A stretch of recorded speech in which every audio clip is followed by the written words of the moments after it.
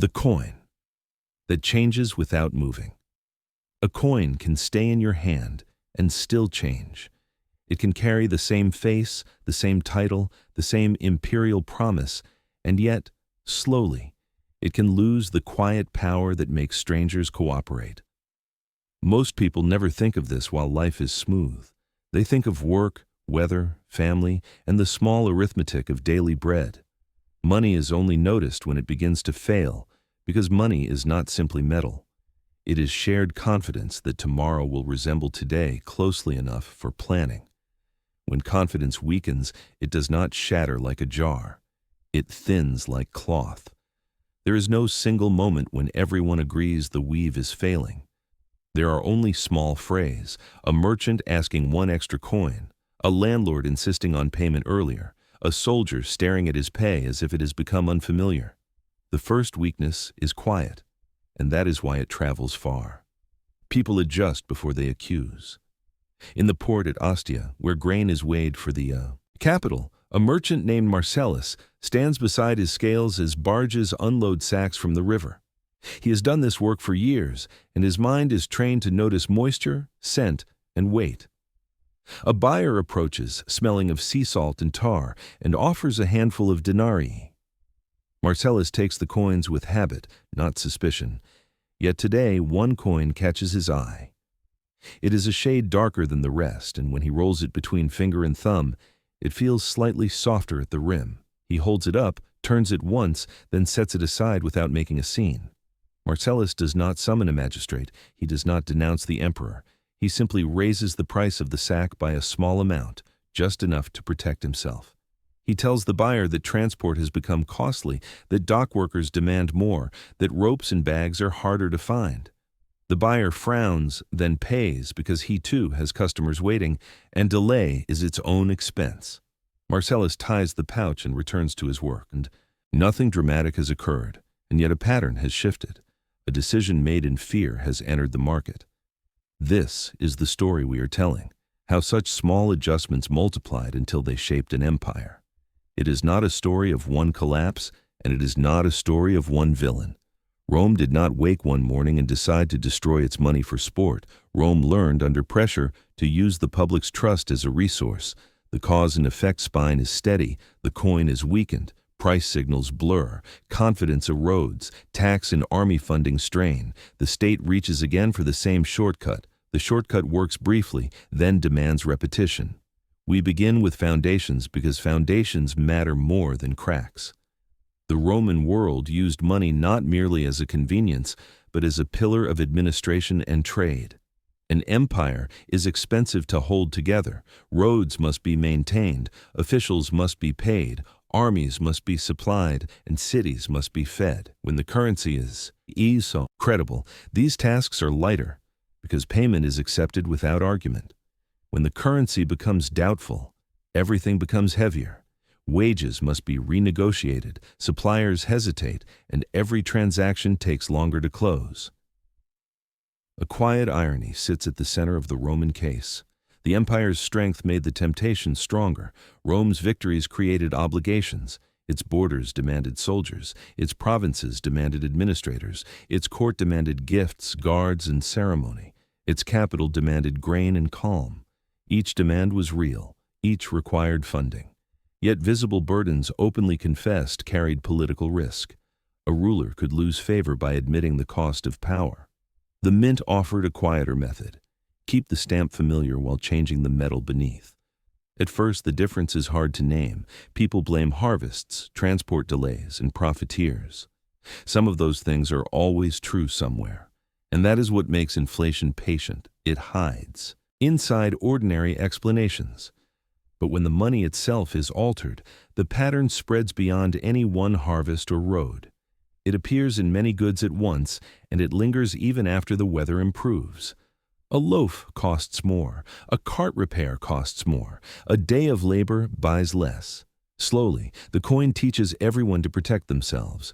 We will stay inside the ancient world. We will follow the denarius, the silver workhorse of Roman exchange. We will keep an eye on gold, which remained a refuge of high trust when silver became uncertain. We will also watch the bronze and billon pieces that filled the markets where most people lived, because the empire's story is not only written in palaces, it is written in taverns, workshops, barracks, and tax offices.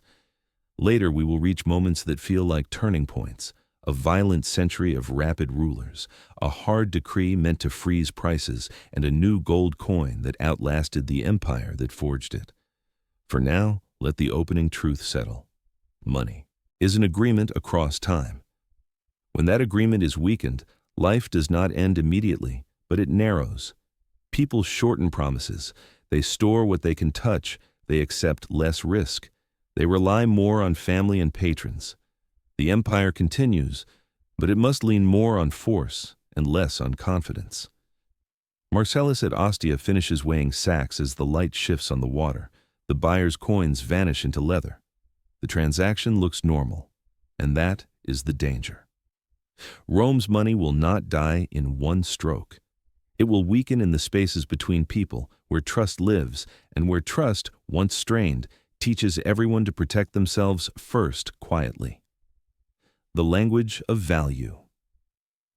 Rome's money was not one thing. It was a set of instruments, each with a place in daily life and in the state's accounting. Together they formed a language of value that reached from the smallest tavern purchase to the largest military contract. When that language was trusted, the empire could speak to itself across distance.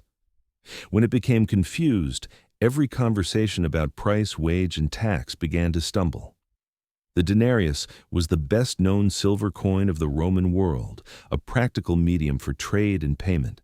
It was not the only coin, and it did not stand alone. Gold coinage existed for large payments, prestige transfers, and the settlement of obligations among elites in the state. In the early empire, the aureus served as the familiar gold standard in the literal sense, a high-value piece whose metal content carried confidence across provinces and centuries. Bronze coinage filled the markets where most people lived because everyday exchange required small change, and bronze could move in large quantities without draining precious reserves. To say these names is to name more than metal. It is to name conventions. A coin is a promise written in a material that can survive travel, weather, and time. The stamp tells the holder, "This has been weighed, this has been judged, this can be trusted in settlement."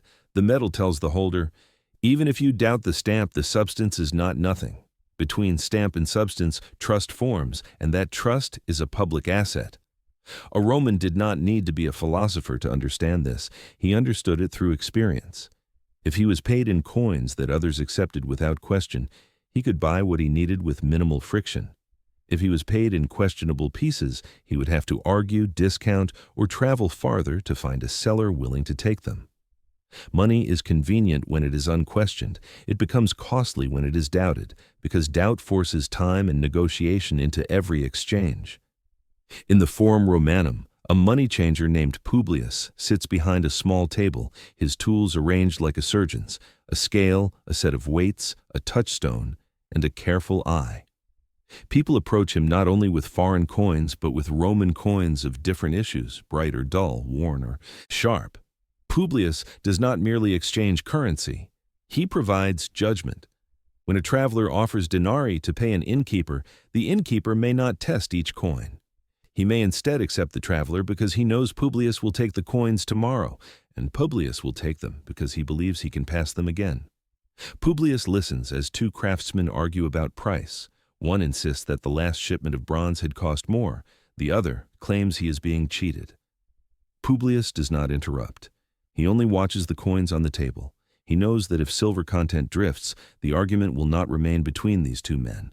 It will become a familiar quarrel in every trade. He says nothing because he is not a statesman, yet his silence contains a warning. If the coin becomes uncertain, the marketplace will become loud. He kept a ledger of rumors because rumors often arrived before prices did.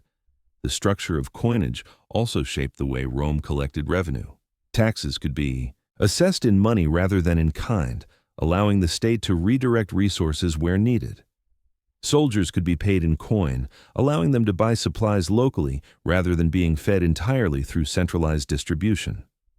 Contractors could be paid with currency, letting the empire purchase labor and materials across many regions.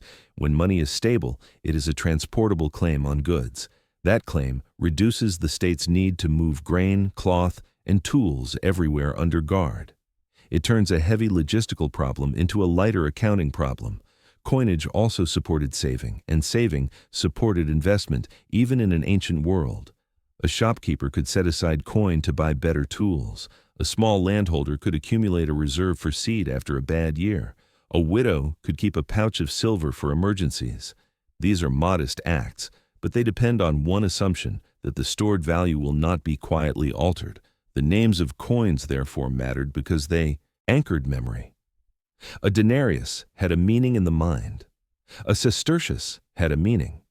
When those meanings remained steady, prices could be remembered and compared. When meanings drifted, memory became unreliable.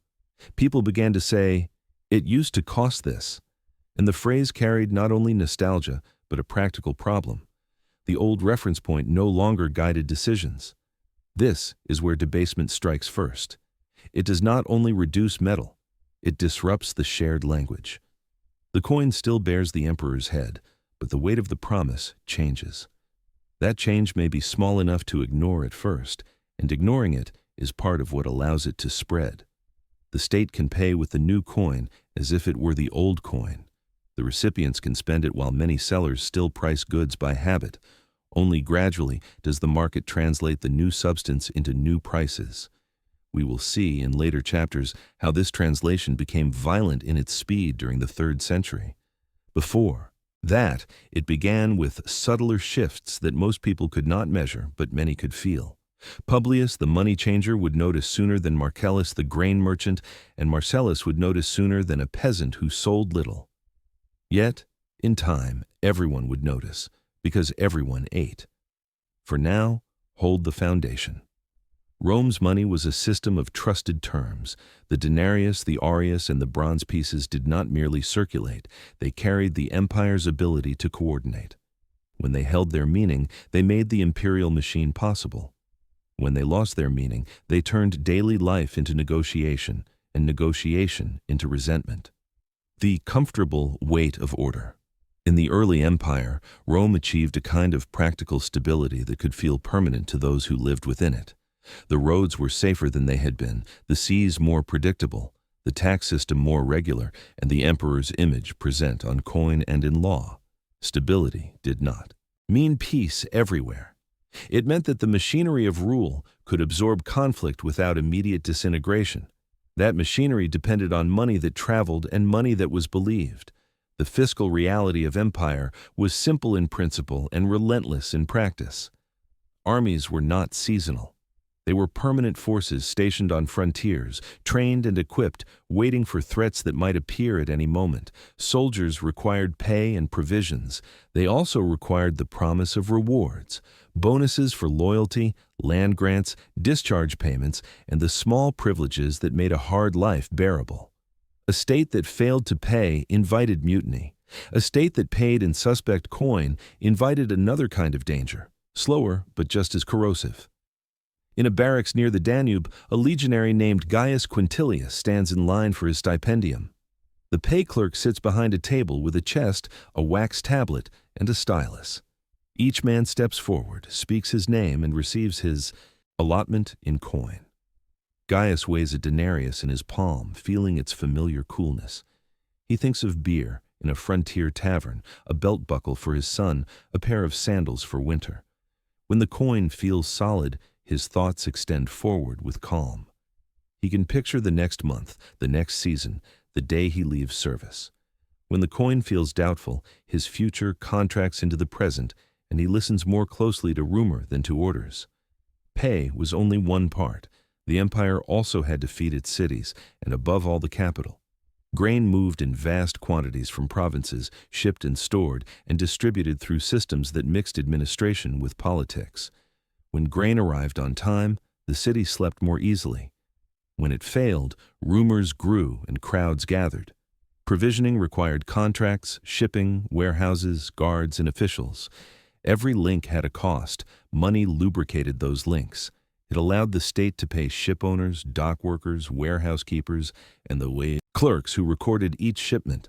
On the Tiber, a shipper named Demetrios checks his contract. The state will pay him in denarii upon delivery of grain sacks and amphorae. He calculates oarsmen's wages, repairs, harbor fees, and the risk of storms. He accepts the contract because he trusts that the coin will still purchase timber and pitch when he returns. If the coin were to weaken, his margin would vanish. He would refuse the next contract or demand payment in advance or raise his price to cover uncertainty. Under stable money, he competes by efficiency.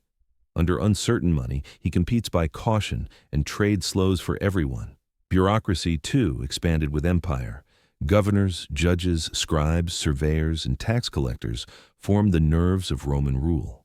They required salaries, travel expenses, and the confidence that their pay would buy what they needed in distant postings. A bureaucracy that cannot rely on stable currency becomes corrupt by necessity. When a clerk doubts his wage, he seeks supplemental income, and supplemental income becomes bribes and extraction. The state can proclaim virtue, but the coin will teach practical behavior. The early empire could sustain these flows because revenues were substantial and because confidence remained comparatively high. Taxes collected in many forms, including money and goods, were gathered from a wide base. Conquests and imperial control also brought access to mines, tribute, and the economic surplus of provinces. This gave emperors room to maneuver. They could fund campaigns, sponsor construction, and reward supporters without immediate desperation. The coin's credibility, in turn, made collection easier because people could pay in money rather than surrendering their goods in awkward measure. Yet, even in stable times, costs pressed.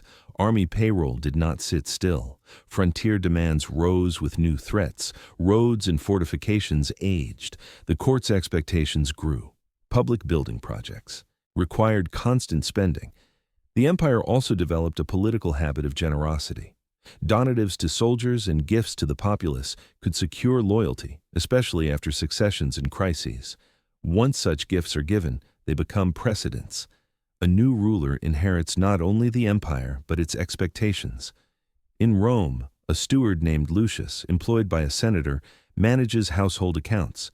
He pays craftsmen for repairs, buys imported oil, and sends wages to tenants. He keeps notes on prices, not as a scholar, but as a practical man who must make the numbers work. When prices drift upward, he cannot simply absorb the difference forever. He will press tenants harder, delay repairs, and bargain more sharply. In this way, fiscal pressures at the center ripple outward through private households as well as public ledgers. Stability, therefore, carried within it a hidden weight. The empire could feel orderly because its costs were funded, and its costs could be funded because its money was credible. But credibility is an asset that tempts use. If an unexpected war erupted, or if a succession demanded immediate payouts, the state faced a choice: raise taxes, borrow, or adjust the coin. The early empire did not need to rely heavily on the last option. That is why debasement could begin as a small, controlled practice rather than as an obvious crisis. Later, when the 3rd century arrives, that comfort will vanish, and the same choices will return with sharper edges. For now, notice the structure. A vast system of pay, provisioning, and administration was built on a promise that the coin held its meaning. Once the promise began to weaken, every part of the system would demand more coin, and the state would feel cornered by its own machinery. The temptation of the hidden answer. The empire's expenses were not steady lines. They rose in waves, and the waves often arrived with little warning. A border might flare. A rival might claim the purple. A plague might thin the workforce. A flood might spoil stores. In such moments, the treasury felt time compress. Soldiers needed pay now, not after a debate about taxes. Supplies needed to move now, not after a careful restructuring of assessments. The state could respond by raising taxes openly, but open taxes produce open anger. It could borrow, but borrowing depends on lenders who believe repayment will arrive in money that still holds meaning. Under pressure, rulers tend to prefer methods that look like continuity. The temptation was not merely greed, it was politics and survival. Succession in particular had a price. When an emperor died, the next ruler needed immediate legitimacy. One of the quickest ways to secure it was to reward the army and the palace guards. A donative could turn uncertain loyalty into loud acclaim, but donatives were expensive, and they had an unfortunate quality. Once given, they became expected. The next succession became more expensive than the last because soldiers remember precedent, and precedents harden into entitlement. In a camp outside Rome, a centurion named Flavius watches his men gather around an officer reading out an announcement. The new emperor promises a generous payment. The men cheer, not because they love the man's face, but because they love certainty. Flavius knows the treasury is not a magical spring. He knows that payment comes from somewhere. Yet he also knows that without payment, the army is dangerous to itself and to the city. When the chest arrives, he counts coins into hands and watches how quickly gratitude becomes expectation. A promise, once fulfilled, becomes a standard. Wars created similar pressure. A campaign required recruitment, transport, grain, horses, armor, and the constant repair of equipment. It also demanded a readiness to pay quickly when the unexpected happened. A delay in pay could ripple into desertion and disorder.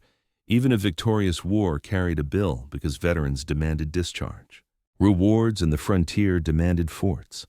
Empire is not only expansion, it is the cost of holding what has been taken.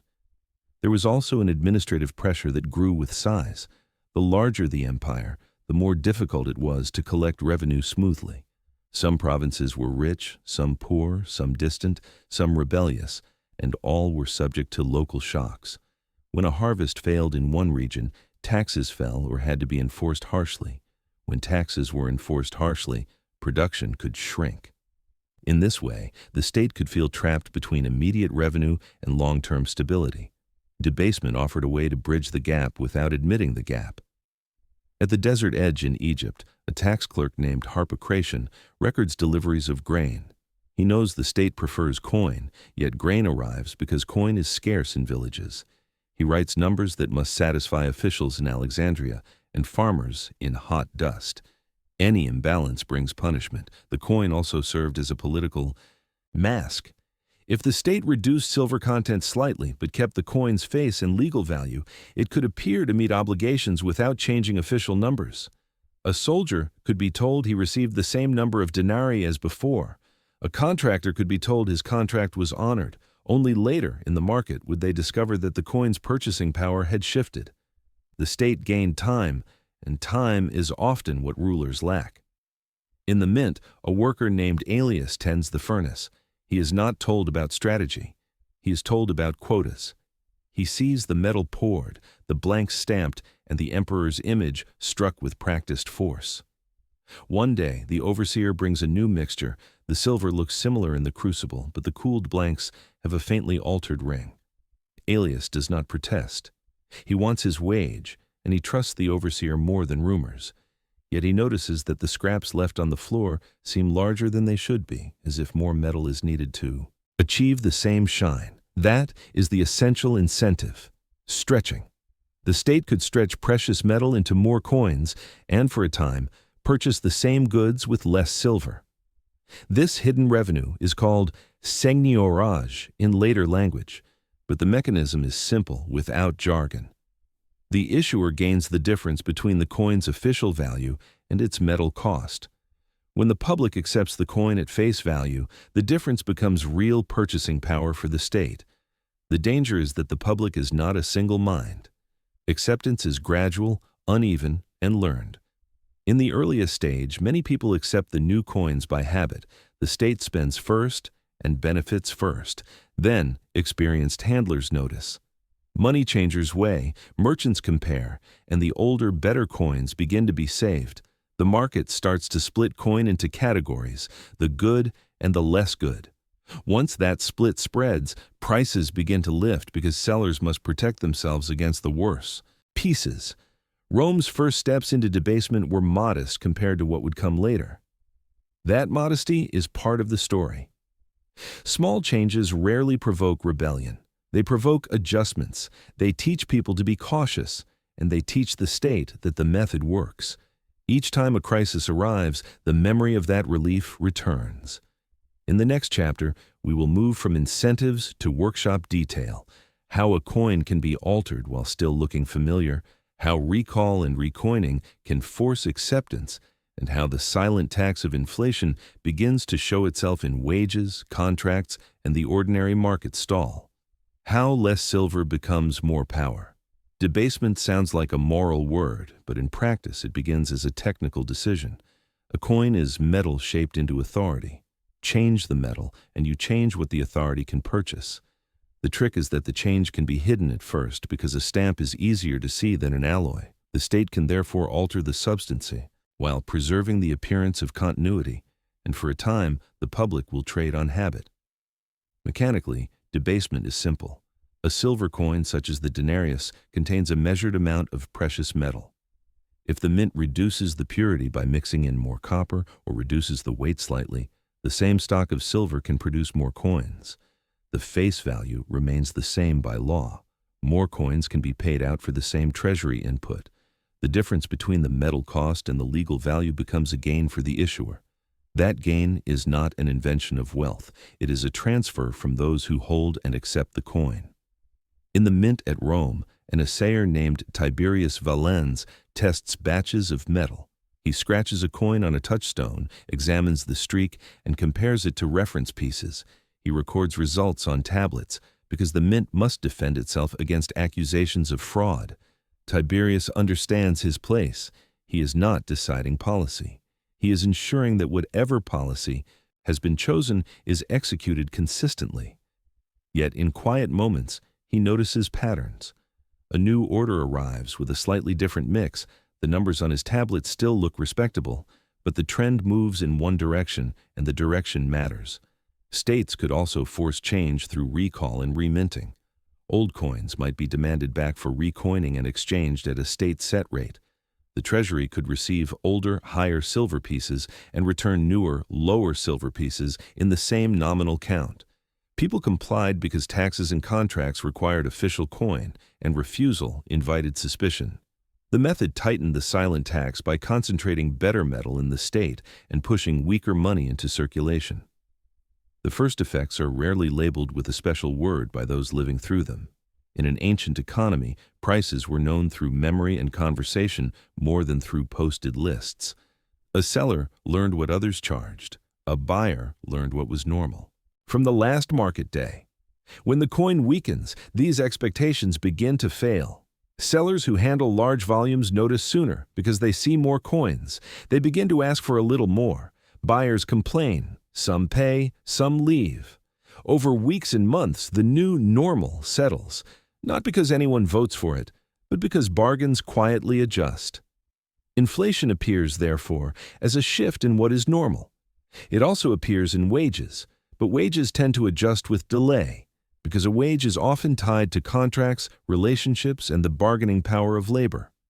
A mason cannot demand a new wage every morning, but a bread seller can adjust price whenever flour costs more.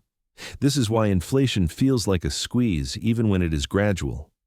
Household income is sticky, while household costs are flexible. In a workshop near the Subura, a potter named Sabina counts coins from a day's sales. She buys clay and fuel, pays an apprentice, and keeps a small reserve for bad weeks. Lately, the reserve feels thinner. Charcoal costs more. The wood seller demands extra coins and shrugs. Sabina raises her price by a fraction, then watches customers hesitate. She is not chasing profit. She is trying to keep tomorrow from consuming today. As friction spread, trust erodes. Not trust in a single person, but trust in the unit itself. People begin to sort coins. Better coins are saved for taxes, dowries, and land purchases. Worse coins are spent quickly. When enough people behave this way, the circulating money becomes dominated by the worse pieces. Sellers respond by raising prices further because they see the average quality falling. The state then faces a new problem. Its own spending becomes more expensive. To buy the same grain or pay the same contractor, it must disburse more coins, which tempts further debasement, which produces more coins, which accelerates the cycle. The state may try to deny the loop by law.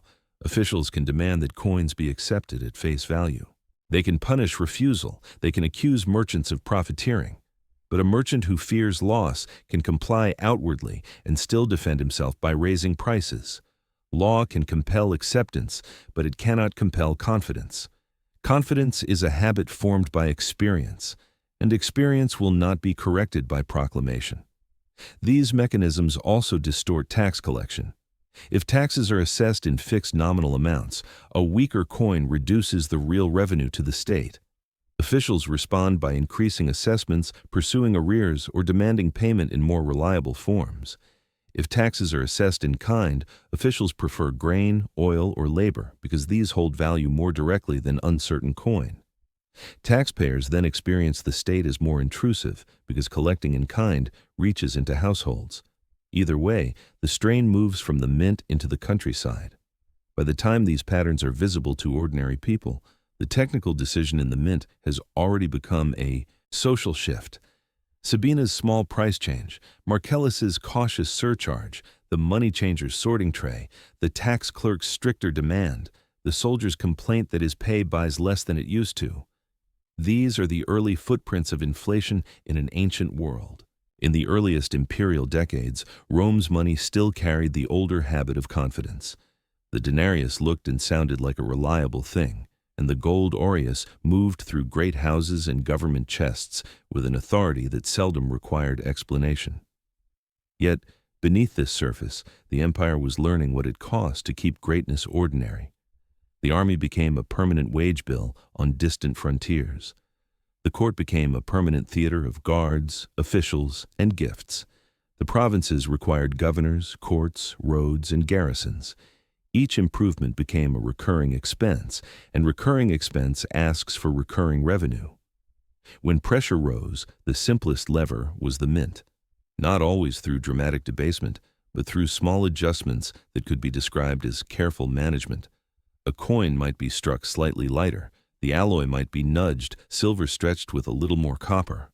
The public would still see the same portrait, the same titles, the same legal value. In the short run, the state could meet obligations without admitting a new tax. In the long run, it taught itself a dangerous lesson. The currency could be tuned like policy, and policy could be tuned without asking permission. On a bright morning in the Campus Martius, a contractor named Sextus arrives to collect payment for stone delivered to a public rebuilding project. He expects a set number of denarii, counted into a leather bag by a clerk who does not look up. Sextus is not a philosopher, he's a man of invoices. He weighs the pouch by feel, opens it, and counts with the practiced speed of someone who distrusts memory. The faces are crisp, the silver glints. He knots the bag and walks to the cart yard where foremen wait with their own notebooks and their own impatience.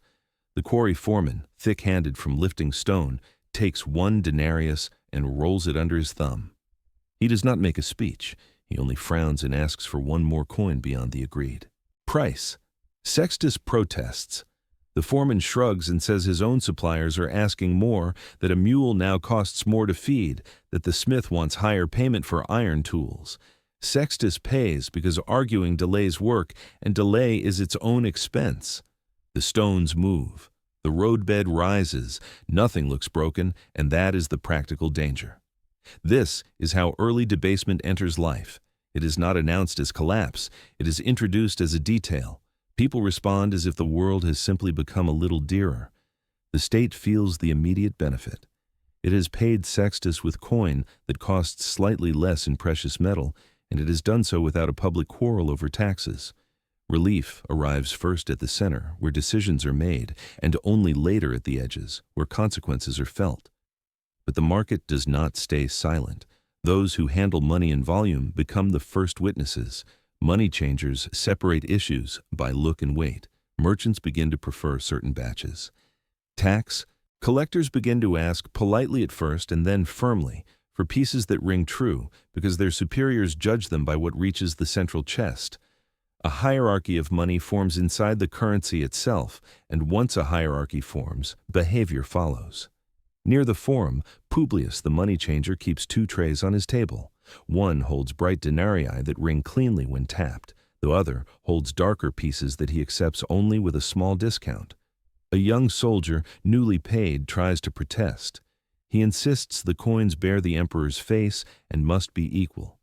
Publius does not argue with law, he argues with experience. He sets 2 coins on the scale and lets the beam settle.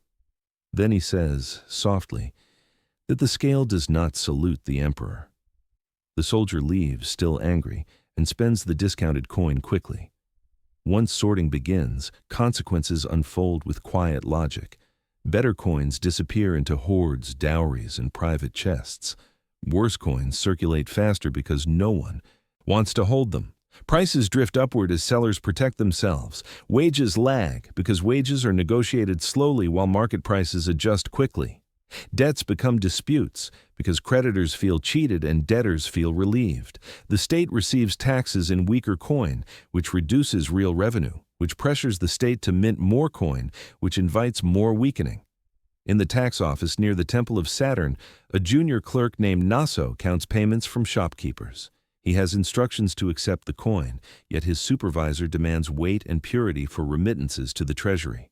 Naso learns to demand an extra piece, not as extortion, but as insurance. The line grumbles, then pays and moves on silently. The empire tries to preserve unity by insisting on face value. Officials punish open refusal, and in the city the rule is mostly obeyed, yet commerce adapts in quieter ways. Sellers raise prices without announcing why. Landlords demand earlier payment. Large transactions tilt toward gold or toward payment in goods because fewer people are willing to anchor large promises in uncertain silver. The economy remains alive, but it grows less trusting, and trust is the cheapest fuel an empire ever burns. A subtler change begins in time itself. People shorten the horizon of promises. A merchant prefers to be paid at delivery rather than later. A farmer prefers to store grain rather than coin. A household prefers to buy tools now rather than save for them, because saving feels like watching value fade. None of this requires panic. It requires only the belief that the unit is no longer a stable bridge to the future. Soon a more deliberate adjustment will arrive, a reform that seems tidy on a tablet of accounts and disruptive in a stall of bread. It will be defended as sensible management, and it will look, for a moment, like control. In the next chapter, we step into that moment and watch the denarius move from quiet thinning to an openly altered standard, a reform that feels like order. When a government alters coinage with intention, it rarely calls the act a weakening. It calls it a reform. The word suggests cleanliness, measurement, and control. It implies that the state is merely adjusting a tool, like a surveyor tightening a line. For many Romans, the first clearly felt adjustment arrived in a moment when the city itself needed money, not in theory, but in stone, timber, and wages. Rebuilding costs do not wait for careful debate, and an emperor who must rebuild also must appear capable of rebuilding. In the mints, reform begins as a set of instructions, new weights, new standards, new mixtures. The portrait on the coin may sharpen, the edges may look cleaner, the stamp may seem more authoritative than before. The public is invited to see continuity, even improvement. Yet, a reform can contain a hidden arithmetic. If each denarius carries a little less silver, then the same stock of silver can be struck into more denarii, and more denarii can be spent before prices have fully adjusted. Aelius, a mint worker, returns to his furnace after hearing that new coin is being prepared. The overseer speaks in the language of discipline, not of desperation. He says the blanks must be uniform, the strikes crisp, the delivery punctual. Aelius watches ingots lowered into the heat. He sees copper and silver flow together into a single shining stream. When the metal cools, the discs look bright enough. Yet when he taps one against the table, the ring is fractionally different. He cannot prove it to a stranger, but he can hear it, the way a carpenter hears a slightly warped board. Outside the mint, the reform travels as money always travels, into wages, stalls, and rents. A baker named Dama stands in a narrow shop and measures flour, oil, and water. He sells loaves to laborers who rebuild walls and to clerks who keep accounts. On a day when new denarii are common in purses, Dama accepts them without drama. Then, in the afternoon, his supplier arrives and asks for more coin for the same sack of grain. Dama laughs at first, then stops laughing when he realizes the supplier is not joking. This is the quiet payoff that rulers rely upon. The state spends the new coin first. Its obligations are met at nominal values set by law and habit. The public adjusts later, and in that delay the state has purchased time. But time is not free. It is paid for by a loss of clarity. When money's substance shifts, price signals begin to wobble. The loaf is dear, yet no one knows whether wheat is scarce or coin is weaker. The uncertainty spreads into contracts. A landlord shortens a lease term. A shipper insists on faster settlement. A creditor becomes harder. In the office of a building superintendent, a clerk named Rufus copies figures onto wax tablets. He compares last year's costs to this year's costs and feels the numbers misbehave. If the emperor's coin is officially the same, why do timber and nails demand more of it? Rufus tries to blame the disaster, the rush, the profiteers. Some of that is true. Yet he senses a deeper movement. The unit itself has become a variable, and variables make planning fragile. He makes a note to request larger advances on the next contract because he no longer trusts that tomorrow's denarius will resemble today's. The state can compel acceptance, but it cannot compel indifference. In markets, people begin to talk about older and newer money, not as economists but as cautious humans. Older coin is saved, newer coin is spent. The circulation, therefore, becomes more heavily composed of the newer pieces, which makes the average quality of money in trade drift downward, which makes prices drift upward again. The loop is gentle at first. That gentleness is what makes it politically survivable. Behind a bathhouse, an elderly widow named Calpurnia opens a jar hidden beneath a paving stone. She pours out denarii saved from her late husband's wages and separates them by sight, brighter from duller, heavier from lighter. A neighbor tells her the state prefers the older pieces for taxes and will trade them at the counter if she brings them in. Calpurnia hesitates. She knows exchange is meant to be fair, yet she fears fairness now depends on which clerk she meets and how long the line. Reform also produces an illusion of mastery. New coins arrive with fresh portraits, and fresh portraits suggest renewal. The emperor's image tells people that authority is present, watchful, and capable. For a while, that image works. Commerce continues, taxes are paid, soldiers receive wages, the city is rebuilt. Yet, under the surface, a lesson is being learned by both sides. The public learns to watch the coin. The state learns that a diminished coin can still circulate if it carries enough authority.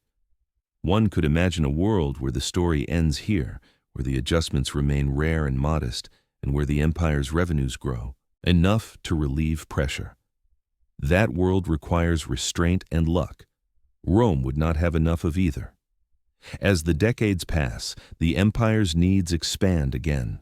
Frontiers demand more men, successions demand more gifts, and rival claimants demand faster payments. The mint will be asked for more than tidy reform. It will be asked for rescue. In the next chapter, we follow the politics that make rescue necessary, the purchase of loyalty, the cost of war, and the way a single promise to soldiers can loyalty bought in coin money is never only an economic instrument in an empire. It is also a political language, and in Rome, it became a way to translate fear into obedience. Armies on the frontier could not be managed by speech alone. The Praetorian Guard near the capital could not be managed by tradition alone. When rulers changed, the first question in barracks was not philosophical. It was practical. Will the new hand pay, and will the pay be worth holding? A succession, even a peaceful one, carried a bill. Gifts to soldiers, bonuses to guards, payments to officials, and distributions to the city could turn uncertainty into applause. Yet these payments set precedents. A donative once granted becomes a reference point, and reference points become demands. Over time, the cost of securing loyalty rises because a new ruler competes with the memory of earlier generosity. In the marble corridors near the imperial palace, a veteran praetorian named Crispus watches recruits line up for a promised payment. He has served under more than one emperor and has learned to keep his face calm. The chest is opened, the coins are counted, and the men smile. Crispus takes his allotment and tests one piece with his thumb. It is not a ritual of disrespect. It is a ritual of survival. If the coin buys less this year than it did last, then his loyalty has been purchased on shrinking terms. This is the political trap of debasement. When coin is weakened, the state must spend more of it to buy the same real loyalty. If it refuses, it risks unrest. If it complies, it risks further weakening. Either way, it is drawn into a feedback loop where the mint becomes a substitute for consent. It is easier to strike more coin than to ask openly for more taxes, and in the short run, it looks cleaner. The people see numbers and faces. They do not see the metal. War intensified the same logic. Campaigns demanded immediate liquidity because supplies had to be purchased or requisitioned quickly. The state could seize goods directly, but seizure is expensive in resentment. Paying in coin, even weakened coin, could make extraction feel like trade rather than force. Contractors and merchants, however, learned to protect themselves by raising prices or demanding payment in better units. The state then discovered that the market's distrust could be as costly as an enemy. In a provincial town in Gaul, a horse trader named Amandus negotiates with an officer tasked with purchasing mounts. The officer offers denarii, counted with impatience. Amandus hesitates, then names a higher price than he would have named a decade earlier. The officer accuses him of greed. Amandus replies quietly that oats and leather have risen, and that the smith now demands more coin for shoes. He does not mention silver content. He only asks for enough to ensure he can replace what he sells. Inside the treasury, the pressure shows up as arithmetic that refuses to balance. A senior clerk named Julius Varro reviews remittances from tax collectors. He sees that nominal sums arrive, yet the same sums purchase less grain and fewer supplies than before. He can recommend harsher collection, but harshness produces flight and concealment. He can recommend new taxes, but new taxes provoke anger. He can recommend a new coin issue, which looks like continuity and can be done quickly. Varro does not feel clever when he thinks this way. He feels cornered. The system responds by leaning more heavily on the provinces. In-kind payments increase. Local elites are pressed to guarantee collections. Tax collectors become more aggressive because they are punished for shortfalls even when shortfalls are caused by weakened money. As the state's trust in its own coin erodes, it demands more certainty from its subjects, and subjects respond with more concealment. The relationship hardens. A small farmer named Tertius, outside a provincial city, meets a tax collector at the edge of his field. The collector speaks with polite firmness and asks for payment in coin of acceptable quality. Tertius offers the denarii he has received at market. The collector turns one in his hand and shakes his head. He demands additional pieces to make up the difference, as if quality were a missing measure that must be filled with quantity. Tertius feels the humiliation of being told that his money is not quite money. These are the human mechanics of a monetary shift. Debasement does not only change prices, it changes relationships. It teaches soldiers to negotiate loyalty, merchants to price in suspicion, officials to measure compliance, and farmers to hide surplus. The coin becomes a carrier of mistrust, and mistrust becomes an administrative cost. The empire can survive mistrust for a time because it can still command, yet command is expensive. It requires supervision, penalties, and fear. Stable money, by contrast, is a form of voluntary coordination. When that coordination weakens, the empire must replace it with effort. We are still in the stage of pressure building, not yet in the stage of breakdown. The denarius can still be spent. Markets still function. Trade still crosses seas, but the incentives are shifting. The state is discovering that the mint can purchase loyalty and time. The public is discovering that the same coin buys less year by year, and that the safest response is to demand more coin and to trust less. In the next chapter, we move forward toward the point where this pattern accelerates. A new dynasty will inherit the temptation, and the temptation will become policy rather than exception. The denarius learns to imitate itself. By the 2nd century, Rome's machinery of empire had become both impressive and heavy. The roads worked, the ports worked, the courts and tax offices worked with an efficiency that astonished outsiders. Yet this very success created expectations. Peace along a frontier was not a gift. It was a service that had to be paid for continuously. The empire could not simply stop spending without inviting danger, and in time, new rulers arrived who preferred to purchase security quickly rather than cultivate it patiently. A dynasty that rose through civil conflict and rapid successions understood the price of armies more intimately than earlier princes. Soldiers were not merely defenders, they were the instrument that decided legitimacy. Pay was therefore not an administrative detail, it was a political foundation. When pay was increased, the treasury faced a problem that did not end when a campaign ended. Raises become permanent. The army's size and benefits become part of the state's minimum operating cost. In a camp on the eastern frontier, a legionary named Marcellus stands in a line that stretches past cooking fires and stacked shields. The paymaster reads names, hands out coins, and makes small marks on a list. Marcellus feels satisfaction when he receives more than he received last year. Then he visits a market outside the walls and learns that the extra does not stretch as far as he hoped. Wine is dearer. Cloth is dearer. A donkey cart of vegetables costs more coin than before. The seller blames transport and taxes, and Marcellus cannot easily prove otherwise. For the state, the temptation is clear. If the empire must pay more, and if raising visible taxes is politically dangerous, then reducing the precious content of coin looks like a compromise. The compromise is not presented as cheating. It is presented as continuity. A coin can keep its name, its face, and its legal value even as its substance shifts. The state gains seigniorage, the difference between the metal it puts in and the money it spends out. That difference becomes a quiet reservoir used to bridge years of pressure. The denarius, once a straightforward silver unit, begins to resemble itself more than it resembles its older metal.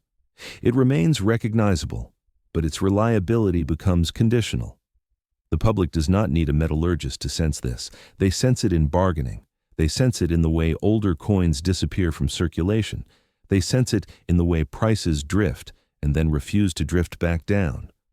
When a seller raises a price because he expects weaker money, he rarely lowers it later, because lowering invites suspicion and risk. In Alexandria, a grain merchant named Theon keeps accounts in a back room that smells of dust and rope. He sells to bakers and to officials who arrange shipments. He once trusted the denarius as a reasonable measure across time. Now he begins to demand payment sooner, and he begins to keep part of his wealth in gold or in stored grain. When an official complains, Theon answers with a careful smile. He says that he is not disloyal, he is cautious. He points out that ships can sink and emperors can change, and he adds quietly that coin can also change. As more people behave this way, coin becomes less able to perform its social function. Money is meant to connect strangers. It is meant to reduce the need for personal knowledge. When money weakens, the advantage shifts toward those with networks and leverage. Great landlords can demand payment in kind. Powerful merchants can demand gold. Small workers and small sellers must accept whatever circulates. Inflation, in this stage, is not a shouted crisis. It is an unequal adjustment, felt first by those with the least room to negotiate. The state responds with more administration and more force. It orders that taxes be paid in specific forms. It pays suppliers with coin that suppliers accept because refusal is dangerous. It warns officials against corruption, even as the weakening of money creates new opportunities for corruption. A clerk who decides what coin is acceptable becomes powerful. A transporter who can secure grain becomes powerful. The social hierarchy is reinforced by monetary uncertainty. In Rome itself, a senator's steward named Lucius visits a money changer to prepare funds for an estate purchase. He brings a bag of denarii and expects a simple exchange. The money changer weighs the coin carefully and offers less than Lucius anticipated. Lucius is offended. The changer replies, politely, that the exchange is based on metal, not on faces. Lucius leaves and tells his master that the market is behaving badly. His master, older and more cynical, replies that markets do not misbehave without being taught. This is the point where monetary dualism begins to appear in practice before it is formalized in policy. Gold retains prestige and stability because it is harder to debase without being noticed by those who handle it. Silver becomes the unit of daily life, more exposed to manipulation, more vulnerable to being treated as an instrument. The state discovers that it can protect the high end of the system while stretching the lower end. That discovery is convenient, and convenience is rarely temporary. The loop tightens. Weaker coin raises prices. Higher prices require more coin to pay soldiers and to buy supplies. More coin requires more minting and more dilution. The dilution reduces trust. The reduction of trust, it increases hoarding and shortens contracts, which increases volatility, which makes administrative control harder. None of this collapses overnight. It accumulates like silt in a harbor, slowing movement long before ships stop arriving. In the next chapter, we approach a turning point. A new denomination will be introduced with the promise of relief, and that promise will teach the empire a habit that accelerates the coming crisis: the double coin and the single problem. When an empire begins to stretch its money, it often reaches for a device that feels ingenious: a new denomination. The move can be presented as modernization, as convenience, as a rational update to a changing economy. Yet, a new denomination can also hide an old maneuver. If the state can declare that a coin is worth 2 of something, and if it can persuade people to treat it that way, then it can spend more without finding the metal to match the claim. The name changes, the portrait changes, and the hidden arithmetic remains. A larger silver piece enters circulation, marked with a radiate crown, signaled as something more than a denarius. In law, it is valued higher than the older coin. In metal, it is not fully double. The gap between legal value and metal value is the space where the state earns its advantage. In the short run, it feels like abundance. Soldiers can be paid, officials can be rewarded, debts can be settled in fewer pieces. The state can speak of reform again, and people, weary of uncertainty, want to believe the word. At a mint outside the city, a die engraver named Sabinus works under a supervisor who speaks of urgency. Sabinus is told that the new pieces must look unmistakably official, because official appearance is what convinces the market to accept a legal fiction. He carves the radiate crown carefully, the lines sharp enough to catch light. When the first strikes come off the anvil, Sabinus holds one in his palm. It feels impressive. It feels like authority made portable. Yet he notices that the alloy leaves a faint stain on his skin, and he wipes his hand as if the stain might travel. A courier carries the new coins to a pay office. There, a centurion named Gaius distributes them to his men with a firm smile. He tells them the new coin is worth 2 denarii and that they should be grateful for improved payment. The men count the pieces and feel for a moment richer. Then one of them goes to buy sandals and hears the cobbler name, a price that has already been adjusted. The cobbler does not argue about coin law. He merely says that leather is expensive and that the market expects the new piece to be treated with caution. This is the central problem of monetary declaration. The state can announce a value, but it cannot command belief. Belief is negotiated through experience. If the new coin is accepted as 2, it will circulate as 2. If it is accepted as something less, it will circulate at a discount, and the state's advantage will shrink. The public, therefore, becomes a judge. That judgment is not made in a senate. It is made in stalls and workshops, in shipyards and taverns, in the silence between offer and counteroffer. In a wine shop near a busy street, a woman named Livia keeps a small box of mixed coin behind the counter. She has learned to separate pieces the way her grandmother separated seeds, by feel, by color, by habit. When the radiate coin appears, Livia accepts it, but she counts change carefully. She gives less back than a customer expects, then explains calmly that she cannot make change as if the piece were truly double. The customer complains and points to the emperor's image. Livia replies that the emperor does not pay her supplier, and her supplier does not accept images. As this behavior spreads, the new denomination does not resolve uncertainty, it multiplies it. Prices begin to carry implicit exchange rates. A loaf is one price in old denarii, another in radiate pieces, another in gold. People spend energy converting in their heads. Disputes rise. Contracts become more complicated.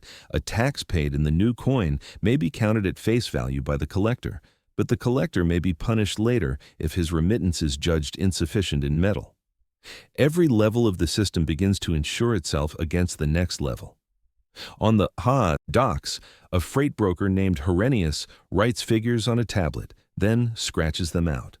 A captain wants payment in gold for a voyage to Africa, while the merchant offers radiate pieces at face value. Hardens proposes a compromise, part in coin, part in oil. The deal is struck, but it is slower, and the next ship leaves. A tax collector named Felix rides into a village with a small escort. He carries instructions and a scale. The villagers offer the radiate coin, eager to be done with the demand. Felix weighs one piece, frowns, and asks for more. The villagers protest that the coin is officially worth double.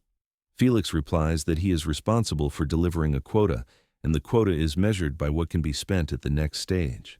He accepts the coin only after he has extracted enough quantity to cover his own exposure. The state, seeing the coin circulate, may conclude that the experiment has succeeded. It sees the new pieces in hands. It sees taxes arriving. It sees soldiers paid.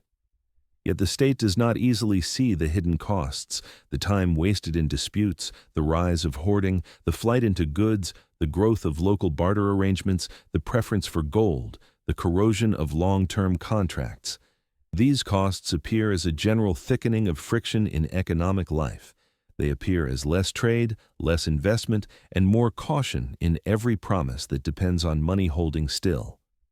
The new denomination also teaches a dangerous habit.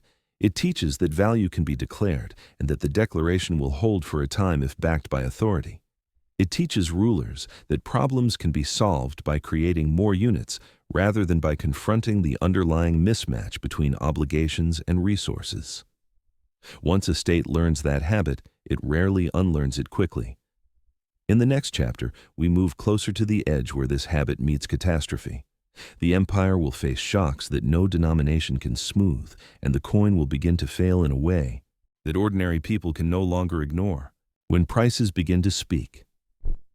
Inflation in an ancient empire does not arrive with graphs or headlines. It arrives as conversation. A buyer asks why the fish is dear. A seller answers with a story about transport, about taxes, about the man who sells salt, about the road that has become unsafe. The story may be true in pieces, yet the buyer hears a pattern beneath it. The same coin is doing less work. Rome's debasement first appears to most people as this kind of friction. The denarius and the newer radiate coins that claim to be worth more than their metal still pass from hand to hand, but they no longer settle arguments. They create them. The state may insist on face value, and many obey, but the market replies in its own grammar. It raises prices, shortens terms, and prefers payment in forms that feel harder to dilute. In Egypt, where records survive more densely than in many provinces, the papyrus is a witness. Contracts, receipts, wage lists, and tax demands reveal that nominal amounts begin to climb. A rising number on a receipt does not prove debasement by itself, because harvests fail and shipping costs surge. Yet when increases appear across many goods and services, and when they persist, the pattern begins to look less like weather and more like money. In a small office near the harbor of Alexandria, a scribe named Isidoros copies an agreement between a shipper and a grain dealer. He is careful with names and numbers because disputes are settled by documents. The dealer insists that payment must be made quickly, within days, not months. The shipper complains that this is unreasonable. Isidoros watches them argue and notices that the argument is really about time. If money held still, time would be a neutral space. Now time feels costly, and the cost is carried by whoever waits. Later that afternoon, Isidoros walks to a market to buy lamp oil. The seller names a price that makes Isidoros pause. He remembers a lower figure from last season. He does not accuse the seller of theft. He asks simply, what has changed? The seller replies that jars cost more, that transport costs more, that officials demand more fees, and that the coin itself is not what it was. The last phrase is spoken softly, not because it is forbidden, but because it is unsettling. It suggests that the measuring rod is being shaved while everyone still calls it a rod. This is how inflation shows up in a world of limited theory and abundant experience. It shows up as a widening gap between wages and necessities. It shows up as renegotiated rents, as shorter contracts, as higher fees demanded at gates and docks. It shows up as the refusal to accept certain coin in large transactions, even when that coin remains acceptable for small purchases. It shows up in the spread between what the state says money is and what sellers act as if money is. Tax collection becomes a special problem. When assessments are set in nominal terms, rising prices and weaker coin reduce the state's real intake. Officials respond by increasing nominal demands, by enforcing more strictly, or by shifting collection toward goods and labor. Each response carries social cost. Higher nominal demands feel like oppression. Strict enforcement invites evasion and violence. Collection in kind reaches into households, pulling grain, oil, animals, and labor out of local life. On a dusty road outside a village in the Nile Delta, a tax collector named Pedicyrus stops at a small farmstead.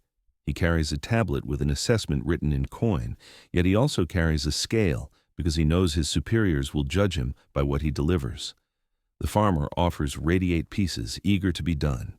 Pedicyrus weighs them, sighs, and demands additional coins. The farmer protests that the pieces are legal tender. Pedicyrus replies that legality does not feed soldiers. He is not making a philosophical point, he is making a survival point. The farmer, a man named Hori, opens a clay jar and brings out older denarii saved for emergencies. Pedicyrus's eyes narrow, and he asks why Hori hid better coin. Hori answers with weary honesty, because better coin is safer to hold. The exchange ends with payment, but something else has been paid as well. The farmer has paid a portion of his trust, and Pedicyrus has collected a portion of resentment. Neither man designed the system, yet both carry its consequences. As these experiences spread, people adapt. Merchants widen margins, landlords demand more frequent rent, laborers ask for higher wages, and when employers refuse, they leave for other towns or accept payment in goods. Credit tightens because repayment becomes uncertain. A loan made in nominal coin can return in weaker purchasing power. Creditors demand higher interest, shorter terms, or collateral in land, tools, or grain. These adjustments are rational at the household level and destructive at the imperial level. The empire depends on long chains of cooperation. Grain shipped across seas, iron moved from mines, wool carried from highlands, taxes gathered from fields. Each chain depends on agreements that stretch through time. Inflation shortens time. It makes every participant fear that waiting is losing. And when everyone fears waiting, the system becomes tense, more prone to interruption. The pressure is now visible enough that a new kind of rumor begins to circulate, that the coin will be changed again, that new pieces will be issued, that old ones will be recalled, that the state will force an exchange. Rumor itself becomes an economic force. If people expect a change, they spend or hoard accordingly, and their behavior can create the very instability they fear. In the next chapter, the empire's world will turn harsher. External wars, internal rivalries, and sudden successions will arrive in quick sequence. The mint will be asked not for gentle adjustment, but for vast output, and the coin's credibility will begin to fail in ways no decree can conceal. The 3rd century storm. A long monetary drift can be endured when politics is stable and trade remains thick. The 3rd century made endurance difficult. Threats multiplied at the frontiers. Rival claimants multiplied inside the empire. Plague and disruption thinned the tax base and raised the cost of moving goods. An empire that had relied on habit and confidence found itself spending in panic, and panic demands money quickly. The sequence matters. A border crisis requires sudden recruitment and supplies. Sudden recruitment requires bonuses. Bonuses become precedents. A rival emperor, needing loyalty, offers higher donatives. To match him, another ruler must pay more. The treasury becomes a battlefield. When the state cannot collect revenue fast enough, it reaches for the one instrument that can be deployed immediately: the mint. Coin output rises, purity falls, and the public feels the results as rising prices and worsening confidence.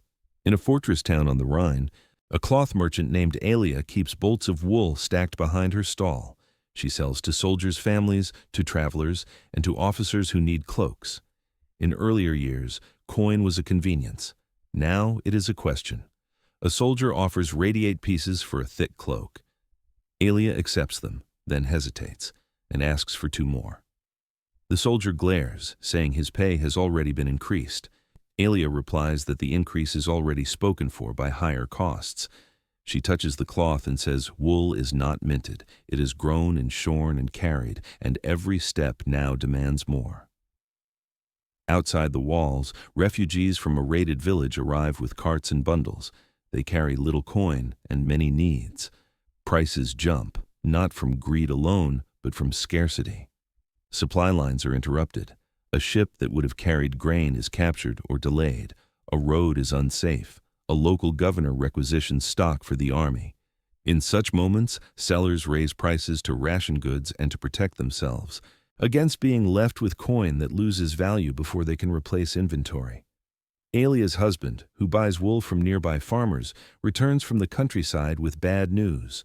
Farmers demand payment in grain or in older denarii, not in the new radiate pieces. They say they have heard rumors that the coin will be changed again. They prefer to keep produce that can feed households. Alia realizes that her business now depends not only on cloth and customers, but on navigating a shifting hierarchy of money.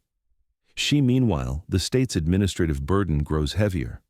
With rival rulers, each controlling mints and armies, coin standards fragment. A denarius or radiate piece struck in one region may be treated differently in another. Merchants demand discounts when they cross borders because they fear being paid in coin that will be rejected at the next market. The empire, once integrated by a common currency habit, begins to feel like a set of regions negotiating with one another. Money, which once reduced friction, begins to multiply it. In a roadside inn, a veteran named Severus tells travelers he no longer accepts coin for lodging unless it is gold or older silver. A traveler objects and points to the emperor's portrait. Severus laughs without joy and says he has seen 3 emperors this year. He has watched their portraits change faster than the price of wine. He says the portrait is a sign of power, but power is not the same as value. He offers a compromise, coin for food, but a small length of cloth or a measure of oil for the bed. This is what inflation looks like when combined with political instability. The price level does not rise smoothly. It lurches with news. A rumor of invasion sends buyers rushing to stores. A rumor of a new tax sends farmers hiding grain. A rumor of a coin recall sends people spending weak coin quickly. Each lurch pushes sellers to raise prices in defense, and each raised price becomes a new reference point. The state responds as states often do, by blaming merchants, by issuing warnings, by threatening punishment for profiteering. Yet officials are trapped in their own incentives. A governor must provision troops. If he cannot buy supplies with coin, he will requisition them. Requisition reduces future production because producers fear losing output without fair payment. Reduced production makes shortages worse, and shortages raise prices further. The loop tightens. In the same fortress town, a tax assessor named Decimus reviews land records. He knows his quotas, but he also knows the land is producing less because farmers are exhausted and afraid. He visits a farm and finds the owner has shifted from cash crops to subsistence, reducing taxable surplus. Decimus threatens penalties. The farmer replies that coin is unreliable and that surplus invites confiscation. Decimus reports the conversation upward, and his superior replies with a simple instruction: collect more and do it faster. Along the Eular roads, money changers become unofficial diplomats between currencies. They keep tables of private rates, not written for pride, but for survival. A coin from one mint is accepted at 3/4 of face, another at half, another only if paired with a few older pieces. Some traders begin to carry small stones and scales, not to cheat, but to avoid being cheated. This measurement culture spreads, and with it, a realization that the empire's unit of account is no longer one unit in every town, at every gate. As coin quality deteriorates and political authority fractures, the economy begins to reorient around certainty. Certainty is found in goods, in land, in patronage, and in gold. Silver becomes a moving target. The empire has not yet lost the ability to command, but it has begun to lose the easier power of persuasion. The next chapter brings the moment when the coin itself becomes visibly hollow, when silver survives only as a surface, and when the market's judgment becomes impossible to ignore. The coin becomes smoke. There is a moment in monetary decay when the problem stops being subtle. The coin begins to look like a coin only at a glance. Its surface carries brightness, but the brightness is thin, and time or friction exposes what lies beneath. In Rome's 3rd century crisis, this moment arrived when silver was preserved less as substance and more as costume. The market understood the costume quickly. A coin that contains little silver can still be made to appear silver. A thin wash can be applied, or a surface treatment can be used so the first handler sees sheen. This technique is not unique to Rome, but Rome employed it on a massive scale when output mattered more than integrity. The state needed vast quantities of coin to pay armies, buy supplies, and reward loyalty. Silver was scarce. Copper and other base metals were abundant. A washed coin allowed the state to claim continuity while spending metal it did not truly possess in a mint. Yard lit by furnace glow, a worker named Quintus prepares blanks for striking. His hands are stained from chemicals and ash. He is paid in the very coin he helps produce, and he spends it quickly because he hears the same rumor everyone hears, that money is changing faster than wages. Quintus dips a batch of blanks into a solution meant to give them a bright skin. The discs emerge pale and convincing. He lays them out, strikes them, and watches the emperor's radiate crown appear. The pieces look official, and that is the point. Yet Quintus knows the shine will not last. He has seen customers scrape the surface with a nail and mutter when copper shows through. This is the midpoint revelation, the aha that many Romans experienced without calling it by a name. Inflation is not merely higher prices, it is the collapse of a shared measuring tool. Once the public realizes that the coin's value is largely declared rather than embodied, every price becomes provisional. Sellers must price not only the good, but the risk of being paid in something that will weaken before they can replace stock. Buyers, sensing this, rush to convert coin into goods. The rush makes shortages. Shortages justify higher prices. Higher prices force the state to pay more. Paying more tempts the mint to dilute again. At a market outside Antioch, a spice dealer named Nabat keeps his scales visible on purpose. He places coins on one side and small weights on the other, not because law requires it, but because customers demand proof and he demands protection. A soldier approaches with a handful of washed radiate pieces and asks for pepper. Nabat weighs the coins, then names a price that sounds absurd in older memory. The soldier curses. Nabat answers calmly that he is not charging for pepper alone, he is charging for certainty. He knows that by tomorrow the same handful may buy less, and he cannot afford to restock by faith. In this stage, inflation shows up everywhere at once. The price of bread rises, the price of nails rises, the price of a donkey rises. These simultaneous movements confuse people because they feel like a general sickness. The old explanations, bad harvest, pirate attack, local shortage, still occur, but they cannot explain a broad, persistent rise across many markets. People begin to speak of money itself as the problem. They do so with caution, yet the caution does not change their behavior. Behavior shifts first, and speech follows. Contracts suffer. A tenant who promised rent in coin now finds rent meaningless to the landlord unless it is indexed by custom or replaced by grain. A creditor who lent in nominal coin receives repayment that buys half of what it once would. Creditors respond by demanding collateral, by charging harsher interest, or by withdrawing entirely. Without credit, merchants carry less inventory and travel less. Without travel, cities become more dependent on local supplies. Without supplies, prices jump again. The economy becomes narrower and more regional, not by ideology, but by fear. In Rome, a steward named Fausta manages purchases for a wealthy household. She once sent servants with coin to buy fish, oil, and cloth without anxiety. Now she sends them with instructions to buy quickly and to accept fewer bargaining delays. Her master does not starve, But he notices that the city feels tense. People argue in lines, shopkeepers close early. A rumor about a new issue of coin can clear a stall faster than a shout about fire, because coin is now the thing people are trying to escape. The state tries to keep its machinery running by shifting toward payments in kind where possible. Soldiers are fed through requisition. Officials demand supplies rather than coin. Taxes are collected in grain, cloth, animals, and labor. This response reduces the state's exposure to its own coin, but it increases the burden on local life. When goods are taken, producers reduce surplus, hide output, or flee. The base shrinks further. In a small town in Pannonia, a blacksmith named Dalmatius refuses a washed coin and is dragged before a local magistrate. The magistrate warns him that refusal is illegal. Dalmatius replies that acceptance is ruin because he cannot buy iron with that coin. The magistrate, who must provision soldiers, threatens punishment. Dalmatius finally accepts the coin, but he raises his prices so high that only officials can pay.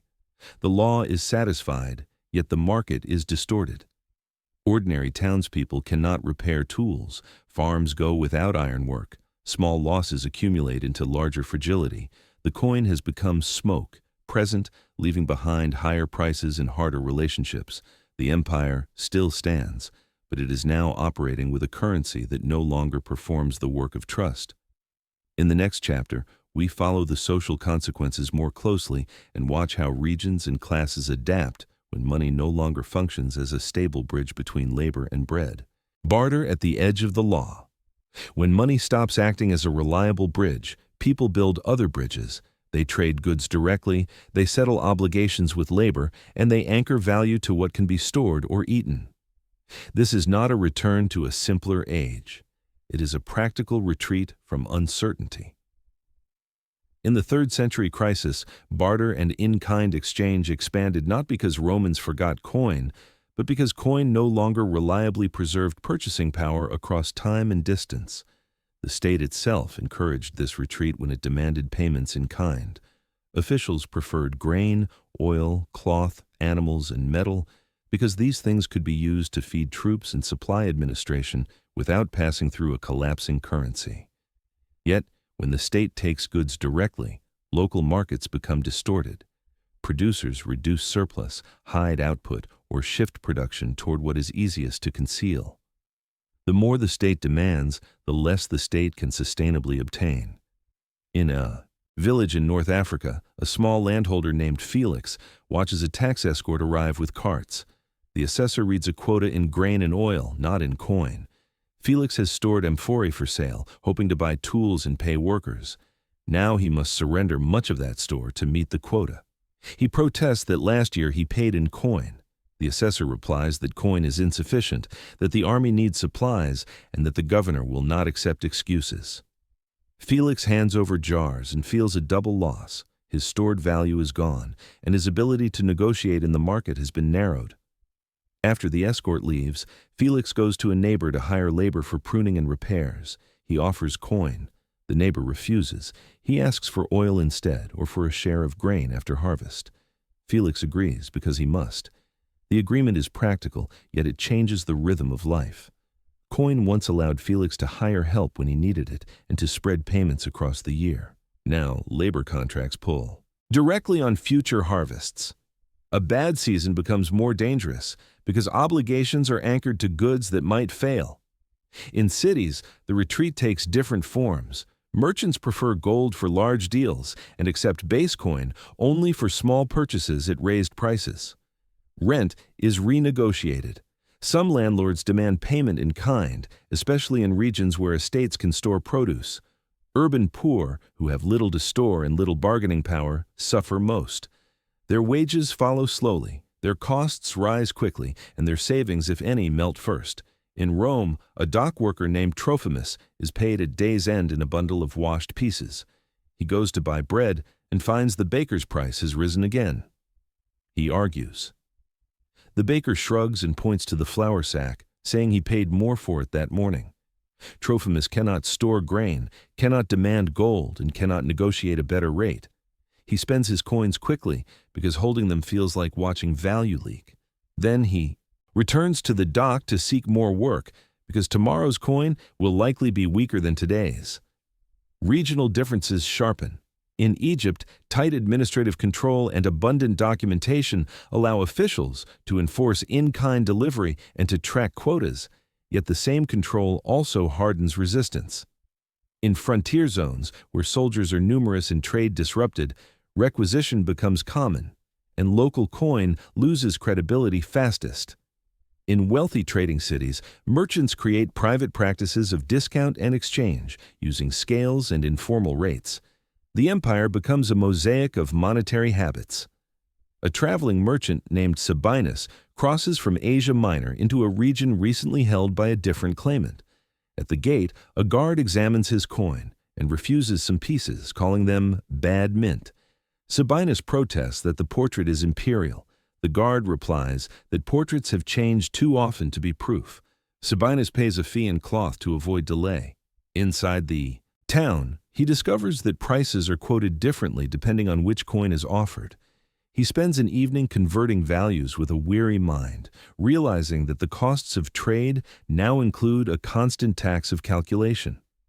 These frictions change trust in more than currency. They change trust in contracts, in officials, and in the promise that the empire is one system. When coin cannot unify, people seek unity elsewhere, in patronage, in local networks, in protection offered by landlords and commanders. A landlord who can offer grain becomes more powerful than a magistrate who offers law. A commander who can offer safe passage becomes more valuable than a clerk who offers receipts. The economy drifts toward hierarchy because hierarchy offers a kind of stability when units of account do not. In a small tax office in Gaul, a clerk named Marinus receives villagers who bring coin. He refuses half their pieces and demands double payment in quantity. The villagers accuse him of theft. Marinus replies that his superior will reject the remittance unless it is good, and that he will be punished. The villagers leave angry. Marinus counts his take and feels no satisfaction, only fear. He is both instrument and victim of a system that no longer trusts its own unit. By now, the empire's monetary disorder is not only economic, it is political. Loyalty is harder to buy because coin is less credible. Taxes are harder to collect because coin is less credible. Trade is harder to maintain because coin is less credible. The state can still command, but command becomes more expensive the less trust it carries. A turning point is approaching. A ruler will attempt to restore order not by small adjustments, but by a bold claim of stability, backed by force. His name will be associated with reform and with violence, because reform in such an environment requires both. In the next chapter, we approach that attempt and watch the empire try to make money solid again by decree and by discipline. The empire tries to hold the line. When a currency fails gradually, people adjust privately. When it fails publicly, the state is forced to act in public. By the later 3rd century, the Roman government faced a dilemma that could no longer be hidden behind new portraits and new denominations. The coin's credibility had fallen so far that payment itself became a dispute, and disputes multiplied faster than the administration could settle them. A soldier paid in washed pieces felt cheated.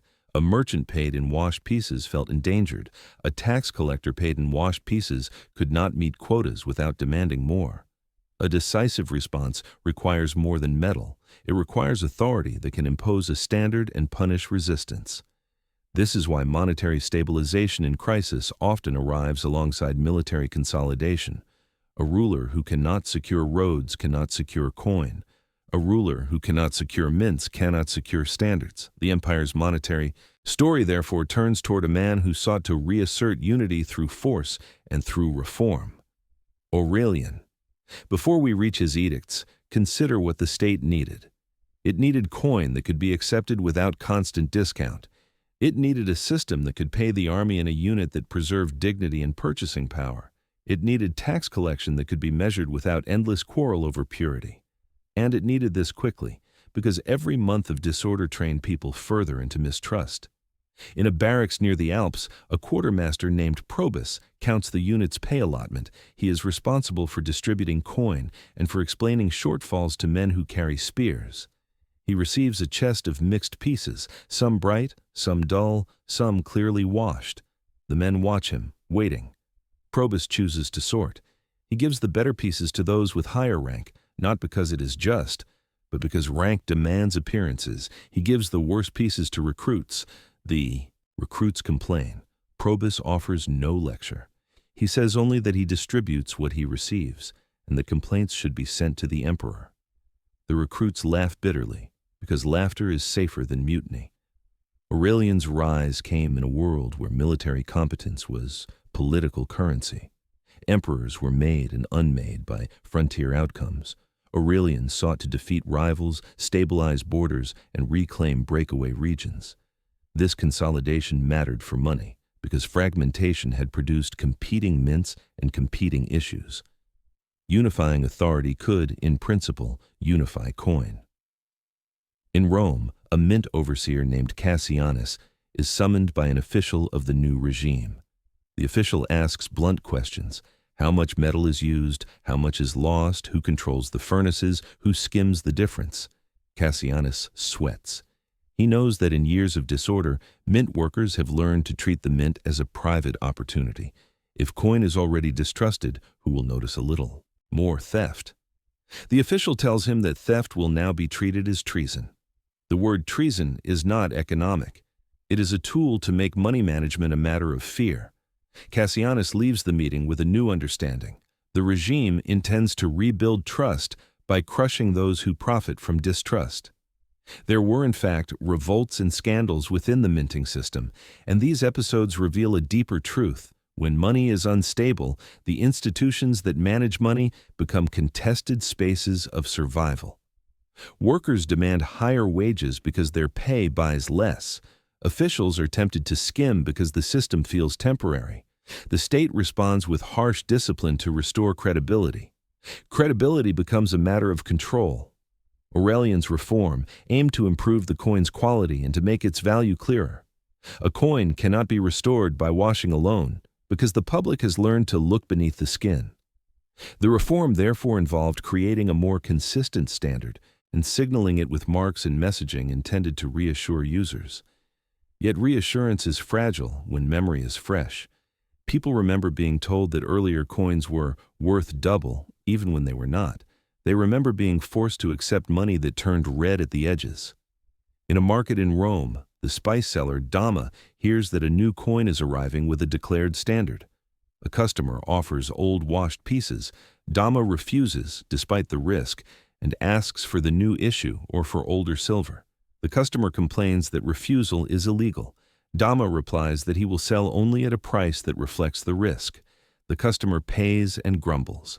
The sale closes, yet the new standard has not removed bargaining. It has merely created a new reference point around which bargaining can reorganize. This is the limited victory of reform in a damaged environment. Better coin can slow the drift. It can provide a focal point for trust. It can help rebuild tax accounting and soldier pay. But it cannot erase the behaviors trained by years of debasement. Hoarding does not disappear overnight. Private exchange rates do not vanish because a decree says so. Producers do not rush back to surplus production until they believe surplus will not be confiscated or paid in hollow money. Aurelian's attempt, therefore, is best understood as a line drawn across a moving river. It can redirect flow, but the water still carries the silt of what came before. More reforms will follow, and some will be more durable, but each will confront the same fundamental problem. Trust is built slowly and spent quickly.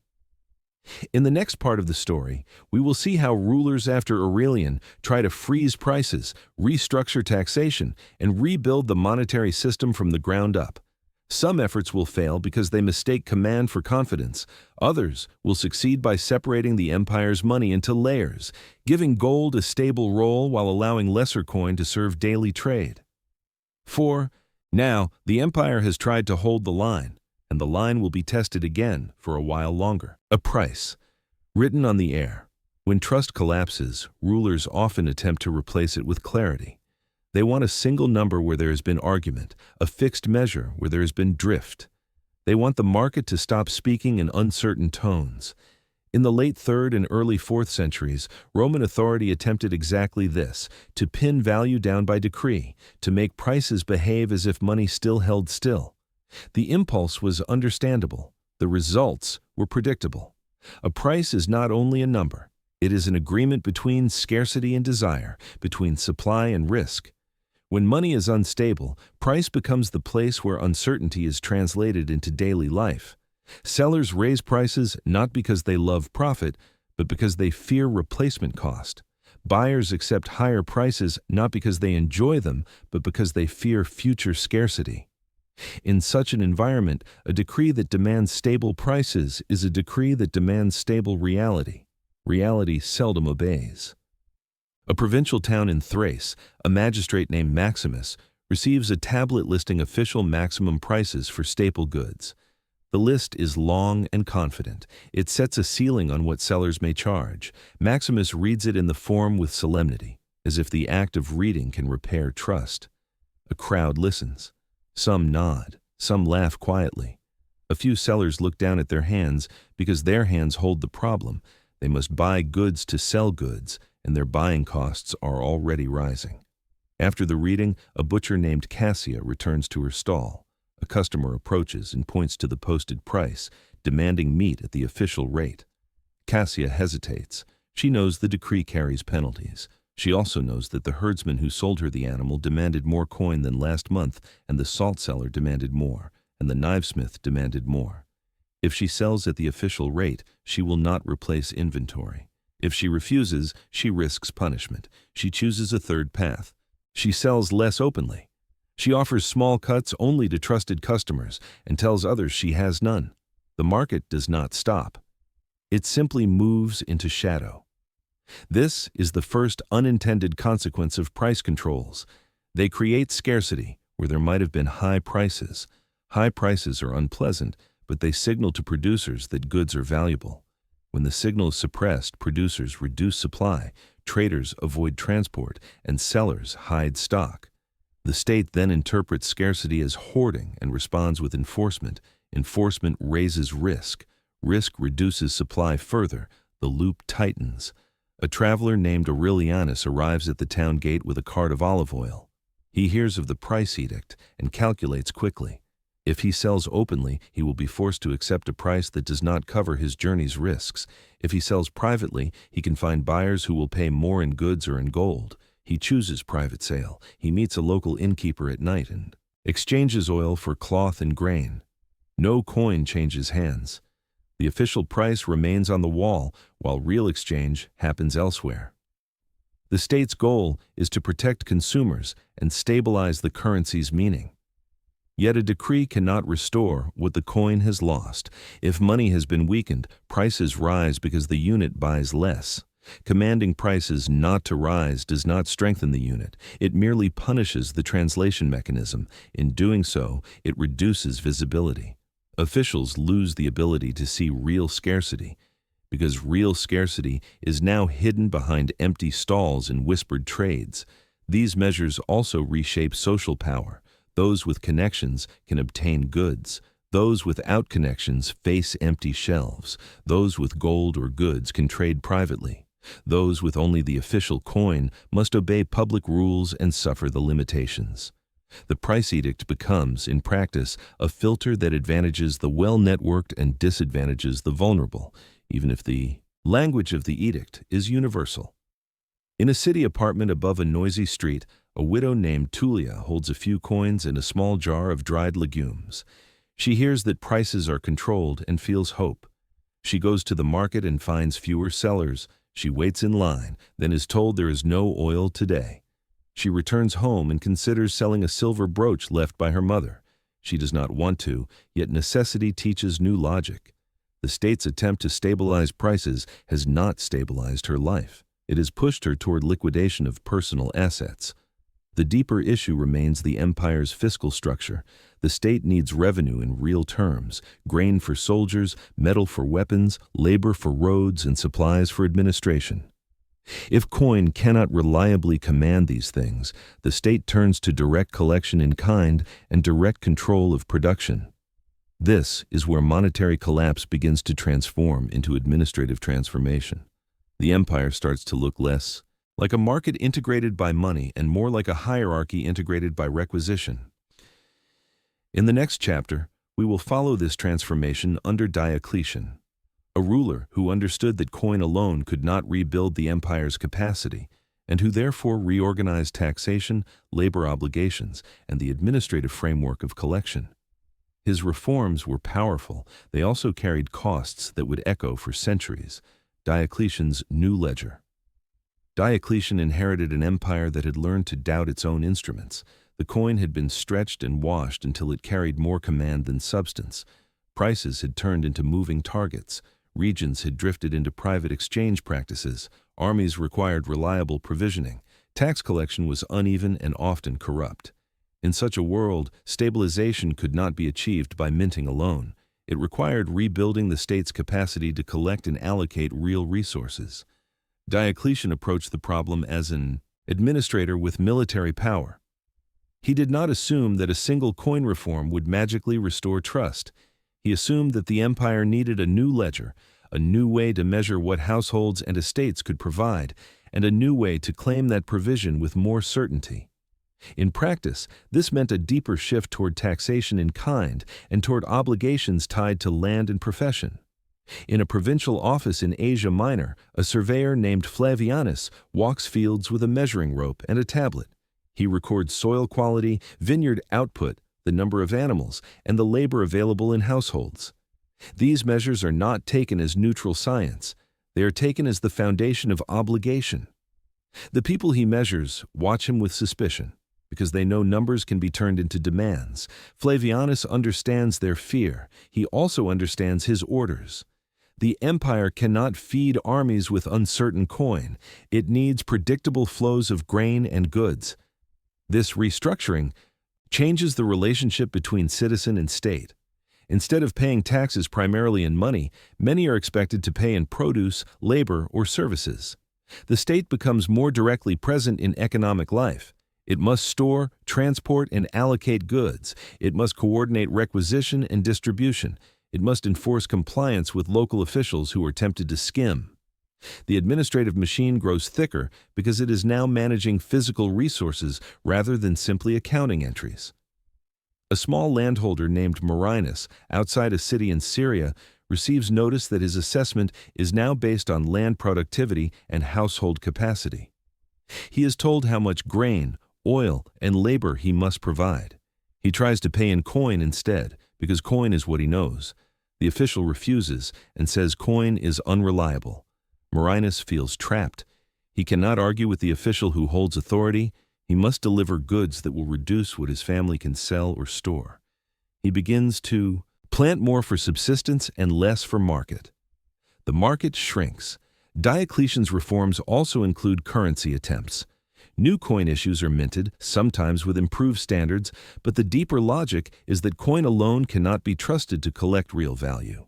The state therefore uses coin where it can and uses direct claims where it must. This creates a mixed system. Gold and high-value payments remain important in elite and state transactions. Daily trade continues in lesser coin, increasingly divorced from stable purchasing power. The empire's economy becomes layered, stable at the top where gold circulates, unstable below where base coin circulates. The famous price edict belongs to this world. It is not merely a command about prices. It is an expression of the state's frustration. It attempts to force the market to behave as if the unit is stable, while the state simultaneously restructures taxation because the unit is not stable. The contradiction is not hypocrisy. It is desperation. The state wants both, a functioning market and a predictable extraction system. In a city market in Nicomedia, a merchant named Apollonius reads the edict posted on stone. He sells cloth imported from distant regions. His costs depend on transport, bribes at checkpoints, and the uncertainty of coin acceptance. The edict lists maximum prices that do not account for these risks. Apollonius sells quietly to trusted customers for goods or gold and keeps his stall half empty. An official walks by and threatens punishment. Apollonius bows and says he has nothing to sell. The official cannot punish what he cannot seize. The edict remains carved, and the market moves around it. Diocletian's administrative reforms also affect labor. When the state needs predictable output, it prefers predictable producers. Trades and professions become more fixed. Certain roles become attached to families or communities, making it harder for people to move freely in search of better terms. This is not slavery in name, but it is a tightening of mobility. The state is building a system that can function even when trust is low, and the price of functioning without trust is coercion. A baker named Severina receives an order to supply bread to a garrison. She is paid partly in coin and partly through exemption from certain duties. She cannot refuse, because refusal is treated as defiance. She does her work, yet she senses that her craft is no longer a market choice. It is a state duty. She raises prices to private customers to cover costs, which makes bread dearer, which increases public anger, which increases the state's desire to control prices. The loop persists. Diocletian's system created real stability in certain respects. Armies were provisioned more reliably. The administration could plan with better data. The empire's immediate fragmentation was slowed. Yet the reforms also changed the empire's character. They replaced some forms of monetary trust with bureaucratic obligation. They built a structure that could survive when the currency could not. In the next chapter, we will see why control fails as a substitute for confidence, and how Diocletian's efforts, for all their power, left an open question. Could Rome rebuild a currency that people would willingly trust again? Or would it settle into a permanent dual system where the state relied on force and gold, while ordinary life struggled with unstable coin? Why control cannot become. Trust. Control can compel action. It can compel the acceptance of a coin. It can compel the delivery of grain. It can compel attendance at a workshop or a transport caravan. But control cannot compel belief, and belief is what makes money light. A stable currency allows a state to govern with less effort because people cooperate voluntarily in exchange. When a state loses that advantage, it may attempt to replace it with rules and penalties. The rules can force compliance in the short run. But in the long run, they change behavior in ways that undermine the system's productivity. Diocletian's era demonstrates this problem clearly.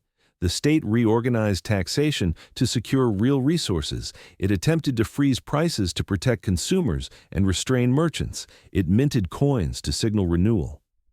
Yet these actions did not restore a broad willingness to store value in silver coin and to write long contracts in it. People had learned through decades that official declarations could be revised. They had learned that coin could be washed and renamed. They had learned that law could demand acceptance while the market demanded discounts. That learning could not be unlearned by proclamation. In a courtyard behind a merchant house in Carthage, a trader named Hanno meets with partners to plan a shipment of olive oil and ceramics. He once priced voyages in denarii with confidence. Now he insists on settling large contracts in gold or in goods. His partner objects, pointing out that gold is scarce and difficult to obtain without paying a premium. Hanno replies that scarcity is the point. Scarcity protects value. He says, quietly, that he has seen too many reforms and too many new portraits. He is not rebelling, he is adapting. This adaptation is rational at the individual level and costly at the system level. If merchants shift to gold, the demand for gold rises. Rising demand raises its premium. Small traders, lacking access, are excluded from larger commerce. Commerce becomes concentrated in the hands of those with connections to gold flows, imperial contracts, large estates, and long-distance networks. Meanwhile, the masses continue to trade in lesser coin and in kind, where prices remain volatile and bargaining remains tense. Economic inequality is reinforced by monetary structure. Control measures also foster evasion. When prices are capped, goods vanish from public stalls. When professions are tied to obligation, people hide skills or flee to patrons who can shield them. When taxes in kind rise, farmers underreport yields or shift to crops that are harder to assess. Each act of evasion reduces the state's base and increases the state's enforcement burden. This is the paradox of coercive stability. The harder the state pushes, the more the system becomes a game of concealment. A small vineyard owner named Claudia in Italy learns that her assessment is based on expected yield. She knows that a high recorded yield will become a permanent burden even if weather turns. She therefore prunes less, harvests quietly, and sells part of her wine through a trusted intermediary rather than through the open market. The state receives less than it expects, so it pressures officials to collect more, so officials become harsher, so owners conceal more. The cycle deepens. The failure of control as trust is also visible in currency itself. When a state issues a coin and demands its acceptance, people comply outwardly but adjust inwardly. They spend the coin quickly, hoard better units, and price goods defensively. The official face value remains stable on paper, yet the real value shifts in the market. The state then sees profiteering and responds with penalties, which increases risk, which increases defensive pricing. In an urban neighborhood in Antioch, a cobbler named Paulus receives an order from an official. He must supply boots to a military unit at a fixed rate. The rate is set by edict. Paulus cannot refuse. He delivers boots and is paid in coin that he does not trust. He then raises prices to private customers to survive. Customers complain, officials threaten, and Paulus grows bitter. He is not a political thinker. He is a craftsman caught between decree and cost. In such a world, resentment becomes ordinary. Ordinary resentment is expensive for states. If control cannot become trust, what can? The answer is not perfect, but it is clear in outline. A currency can regain trust if it is anchored to a standard that is difficult to manipulate, and if the issuer demonstrates restraint over time. In Rome, this would eventually arrive through a gold coin that was both stable and widely accepted in large transactions, the solidus. Yet even that solution would not restore a single unified currency experience for everyone. It would create a layered system, stable gold for state and elite transactions, and lesser coin and in-kind obligations for the broader population. The empire's monetary future, then, is not a simple return to the earlier world. It is a new equilibrium shaped by scars. Control measures helped the state survive immediate crisis by securing resources. They did not restore the old lightness of monetary trust. The old lightness required something rarer than decrees, a consistent promise honored across years. In the next chapter, we will meet Constantine and the creation of a durable gold standard. We will see how it stabilized certain flows, how it reshaped power, and why its success also confirmed the empire's division between those who lived in stable money and those who lived in unstable money. Constantine's gold and the two worlds. By the early 4th century, the Roman state had learned that silver coin could no longer easily carry the empire's long promises. Decades of debasement and crisis had trained the market to doubt declared values. Diocletian's administrative restructuring helped the state secure real resources, but it did not rebuild a broadly trusted currency for all. Constantine's answer was to create a coin that could not be easily dismissed as costume. A gold piece with consistent weight and purity, minted with discipline and backed by the state's renewed capacity to enforce standards. The solidus was not merely a coin, it was an institutional commitment. Its value rested on gold's scarcity and on the mint's consistency. If a state can keep gold coins stable over time, it can rebuild trust in at least one layer of the economy. That layer matters because large transactions, army pay at higher levels, and imperial finance require a unit that holds meaning across distance and delay. In a mint office, an assayer named Eusebius tests bars of gold. His work is solemn because mistakes cannot be hidden easily in gold. The state watches closely. Eusebius records weight and purity, and he sees that the regime's prestige now depends on consistency. He knows that if rumors spread that the solidus is being reduced, the coin's advantage will evaporate. He also knows that the state has strong reason to protect this coin. A stable gold standard allows the empire to pay key obligations without constant renegotiation. It buys credibility where credibility is most needed. A merchant named Valerius, trading between Constantinople and Alexandria, accepts solidi with relief. He no longer needs to translate every payment into uncertain silver equivalents. He can plan voyages, pay crews, and settle contracts with a unit that retains value.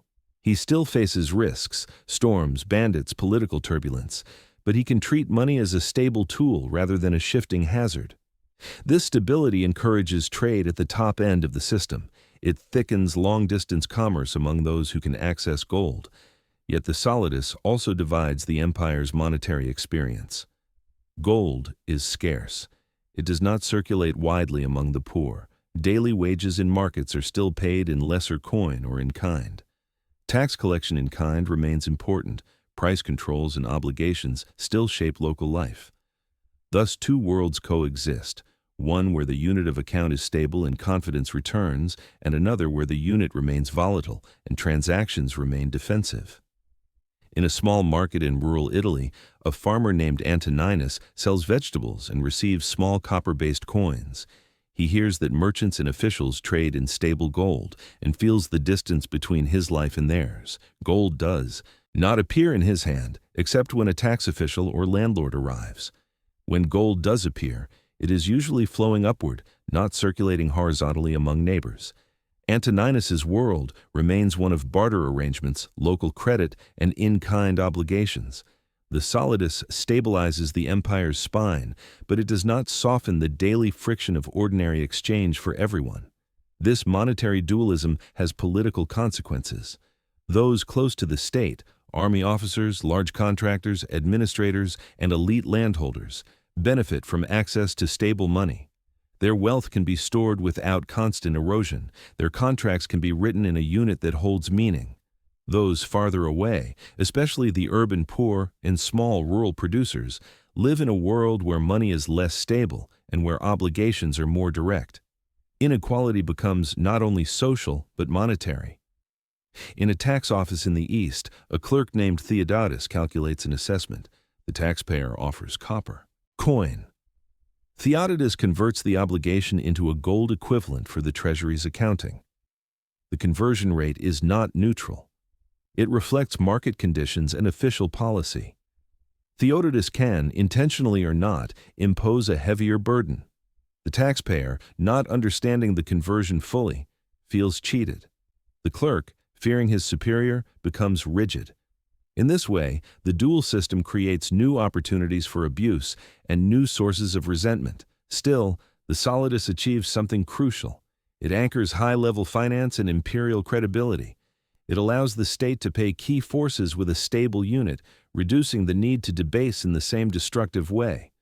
It also attracts acceptance beyond the empire's borders because merchants and foreigners value gold that holds consistent weight. The coin becomes a long-lived instrument of Roman influence, surviving political changes because its promise is simple and repeatedly honored. Yet the success of the solidus does not erase the legacy of debasement. It confirms a new pattern. The empire will operate with multiple monetary layers. Gold will be stable and guarded. Lower coinage will fluctuate, serving daily trade with less prestige and less reliability. The state will continue to rely on taxation in kind and on administrative controls to secure supplies. Trust will return, but not evenly.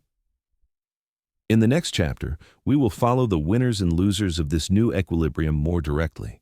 We will see how soldiers, merchants, farmers, and urban poor experienced the change, and how the empire's social structure adapted to a world where stable money existed, but stable money was not everyone's money. Who pays the silent tax? The story of Rome's debasement is often told through emperors and mints, but its true weight is measured in households. Inflation is a tax without a collector's face. It is paid by those who hold money as it weakens, by those whose wages adjust slowly, and by those whose savings are forced into flight. In Rome's centuries of monetary strain, the burden fell unevenly. Some groups found shelter, others absorbed the slow violence of erosion. Soldiers were both beneficiaries and victims. They were beneficiaries because rulers often raised pay and granted donatives to secure loyalty. They were victims because rising prices and weakened coin reduced the real value of those payments, forcing further demands. A soldier might receive more coins and still feel poorer. This dynamic turned the army into a political claimant on the treasury. When the coin weakened, the army's demand for compensation rose. and rulers needing obedience responded by minting more. In a camp near the Euphrates, a veteran named Marcus receives a donative in coin. He remembers when such a payment allowed him to buy land for his retirement. Now he visits a land agent and finds the price has risen beyond reach. The agent prefers gold or goods. Marcus feels insulted and betrayed. He returns to camp and tells younger soldiers that loyalty must be priced carefully because the state's promises shrink in the market. The younger soldiers listen. The empire has taught them a lesson. The coin's face is not enough. Merchants, by contrast, often adapted more effectively because they could adjust prices quickly and diversify holdings. A merchant could raise prices daily if needed, demand better coin, or trade in goods. Those with large networks could move wealth into gold, land, or stored inventory. They could also profit from arbitrage between regions with different coin acceptance. This did not make merchants villains, it made them flexible, and flexibility is protection when the unit is unstable. In a port city in Asia Minor, a trader named Philon keeps part of his wealth in amphorae of oil and part in gold. When silver coin weakens, he raises prices and sells fewer goods publicly, more privately. He maintains profit because he can adjust terms, his neighbor a wage. Laborer cannot. Philon's survival becomes another person's hardship, not by intention, but by structure. Farmers experienced a mixed reality. Small farmers suffered when taxes in kind and requisitions increased because their surplus was seized or priced unfairly. Large landholders often benefited because they could store produce, negotiate with officials, and act as local patrons. When money was unstable, stored goods and land became safer stores of value. Those who already owned land could protect themselves by demanding rents in kind or by using political influence to reduce burdens. In the countryside of Gaul, a tenant named Darius brings rent to a landlord's steward. He offers coin. The steward refuses and demands grain. Darius protests that he has already sold some grain to pay taxes. The steward replies that coin cannot be trusted and that the landlord's obligations are measured in real supplies. Darius leaves with a heavy feeling. He must now produce more grain for rent, leaving less for market sale. His household narrows to subsistence. Urban poor bore the sharpest edge. They depended on wages paid in coin and on markets where prices moved quickly. They had little ability to store value in goods. They had limited bargaining power. When prices rose, they could not easily demand higher pay. When coin weakened, their savings, if any, vanished first. They endured shortages created by controls and by hoarding. They were the first to feel when bread became dear and the last to benefit when reform stabilized the top of the system. In a crowded neighborhood in Rome, a laundress named Flavia receives payment for washing garments. The payment is in small coin. She goes to buy bread and oil. The bread seller demands more. The oil seller refuses coin and asks for cloth. Flavia has no cloth to spare. She returns home with less food than planned and wonders whether her work is losing meaning. She does not call it inflation, she calls it exhaustion. Regional differences sharpen these outcomes. Egypt's heavy documentation and state control meant taxes and requisition could be enforced tightly. Frontier regions, disrupted by raids and military demand, experienced sharper volatility and more direct seizure. Italy and the capital, with political sensitivity, saw efforts to protect urban supply, sometimes at the expense of provinces. Thus, monetary decay also became a geography of burden. Some regions fed others, some regions absorbed instability sooner, and some regions enjoyed partial shelter through political proximity. Under Constantine Solidus, stability returned to high-level finance, but the division remained. Those with access to gold enjoyed a safe store of value. Those without remained exposed to lesser coin volatility and to administrative obligations. The silent tax did not disappear, it shifted and concentrated. It became less a universal erosion and more a boundary between layers of society. In the next chapter, we move deeper into that boundary. We will examine how the dual monetary system shaped trade and state power, and how it created a new equilibrium that preserved the empire's administrative spine while leaving ordinary exchange less certain. A new equilibrium of two measures. When a currency collapses, the restoration that follows rarely recreates the old world exactly. The Roman experience after the 3rd century crisis did not return to the earlier simplicity of a broadly trusted silver coin serving as a stable unit across most transactions. Instead, the empire settled into a layered monetary order. Gold provided a disciplined anchor for high-level finance and state credibility. Lower-value coin and in-kind obligations continued to serve daily life and local administration, often with less stability. The empire survived by accepting that one measure could not perform all tasks equally. This new equilibrium worked because it matched incentives. The state had powerful reasons to protect a gold standard. Gold coin underwrote military payments at the top ranks, large procurement contracts, and transfers between treasuries and major cities. It also signaled competence to merchants and foreign partners. If the state kept gold reliable, it could still command goods and services through voluntary exchange where it mattered most. In effect, the empire rebuilt trust selectively, starting where trust generated the greatest administrative leverage.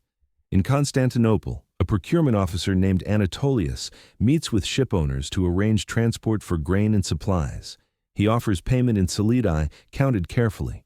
The shipowners accept with visible relief. They have endured decades of unstable silver and coerced rates. Gold allows them to price risk more cleanly. It also allows Anatolius to negotiate without constant argument about coin quality. The contract is signed, and for a moment the imperial system feels light again, as if the old coordination has been rediscovered. Yet, outside this circle, daily exchange remains different. A market seller does not usually see solidi. A small craftsman is still paid in lesser coin. A tenant still negotiates rent in kind. Tax obligations remain tied to land and production. This means that the empire's monetary credibility is concentrated. It is real, but it is unevenly distributed. A stable gold unit can stabilize long-distance trade and state finance, but it does not automatically stabilize every price in every village. In a town in the Balkans, a potter named Helena sells jars to farmers. She's paid in small bronze-based pieces that change in quality over years. When she hears about the solidus, she thinks of it as something distant, like imperial law or court ceremony. Her world is governed by local scarcity, local officials, and local bargaining. When her clay supplier raises prices, she raises her own. When a tax officer demands jars as part of an obligation, she complies. She does not store her wealth in coin if she can avoid it. She stores it in tools, in food, and in favors. The dual system also reshapes price signals. At the top, prices expressed in gold carry a clearer meaning. At the bottom, prices expressed in lesser coin reflect not only scarcity, but also the shifting quality and acceptance of that coin. This creates translation challenges. Officials must convert local collections and payments into a gold-denominated accounting system. Conversion rates become a site of power. Those who set rates can shift burdens. Those who understand rates can protect themselves. Those who do not understand rates are exposed. In an Eastern tax office, a senior clerk named Sophronius reviews village remittances. Some arrive as grain, some as cloth, some as coin. He must translate them into a ledger expressed in gold equivalents. He chooses a conversion rate that aligns with current market practice, but he also knows that minor adjustments can meet quotas or fail them. A village that is already strained can be pushed into ruin by an unfavorable rate. Sophronius is not cruel by nature, yet the system encourages him to think in quotas first and households second. This is how dual systems can become engines of resentment, without anyone seeking resentment. Over time, local economies adapt by deepening self-sufficiency. Estates become centers of production and exchange. Patronage grows. Local magnates provide protection and access to supplies. When money is uneven, power concentrates around those who can bridge layers, those who can obtain gold through state contracts, convert obligations, and distribute resources locally. This strengthens the social position of large landholders and administrators. It also weakens the independence of smaller producers who must rely on patrons to navigate the system. On a large estate in North Africa, a steward named Quintilian organizes olive pressing. He pays some workers in coin, others with rations, and he settles accounts with the provincial treasury using gold that the estate receives through contracts. For the estate, The dual system is manageable and even advantageous. It can store goods, access gold, and negotiate. For smallholders nearby, the estate becomes a magnet of security. They offer labor in exchange for protection from tax shocks and market volatility. The estate grows more powerful, not primarily through conquest, but through the stability it can offer when the monetary environment remains uneven. This equilibrium is a compromise between trust and command. The solidus restores trust in a narrow but crucial band of economic life. The rest of the system relies more heavily on administrative allocation and in-kind extraction. The empire can function, but it functions with higher friction for ordinary people. The state's survival is achieved partly by shifting uncertainty downward. In the next chapter, we will watch how this compromise shapes the long run. The solidus becomes a durable instrument, admired and copied beyond Roman borders. Yet the empire's internal experience remains layered, and the memory of debasement remains present as a warning that the bottom layer can be weakened again if pressures return. We will follow a ground-level life within this new order and see what stability means when it is not equally shared. Stability for some, strain for many. A stable gold coin can outlive rulers because it is trusted not as a portrait, but as a measure. The solidus achieved this kind of durability. It became a standard that merchants valued, soldiers respected, and treasuries relied upon. Yet the existence of a stable measure does not guarantee universal relief. It guarantees that some transactions can be conducted without fear. For those outside that circle, daily life can remain shaped by the older habits of caution. In the eastern provinces, long-distance commerce revives more strongly. Because ports, administrative centers, and state procurement can operate in gold terms, merchants who can access gold enjoy clearer pricing and stronger incentives to trade. This helps cities rebuild supplies and encourages specialization. But even as trade revives, local burdens remain heavy. Taxation in kind persists. Obligations remain tied to land and profession. Local coin remains variable. People who live by wage labor or small trade still face uncertainty and limited bargaining power. In Antioch, a textile merchant named Miriam conducts business with two purses. One purse holds small coin for daily expenses, payments to porters, small purchases, household needs. The other purse, kept hidden, holds a few solidi used for major transactions. Miriam knows that the smaller coin is less reliable and that prices in the market can jump with rumors and supply interruptions. She spends small coin quickly. She guards gold fiercely. She has learned that stability exists, but it must be protected from daily circulation, because daily circulation is where instability bites. This behavior shapes the economy. If gold is hoarded for major transactions, it circulates more slowly.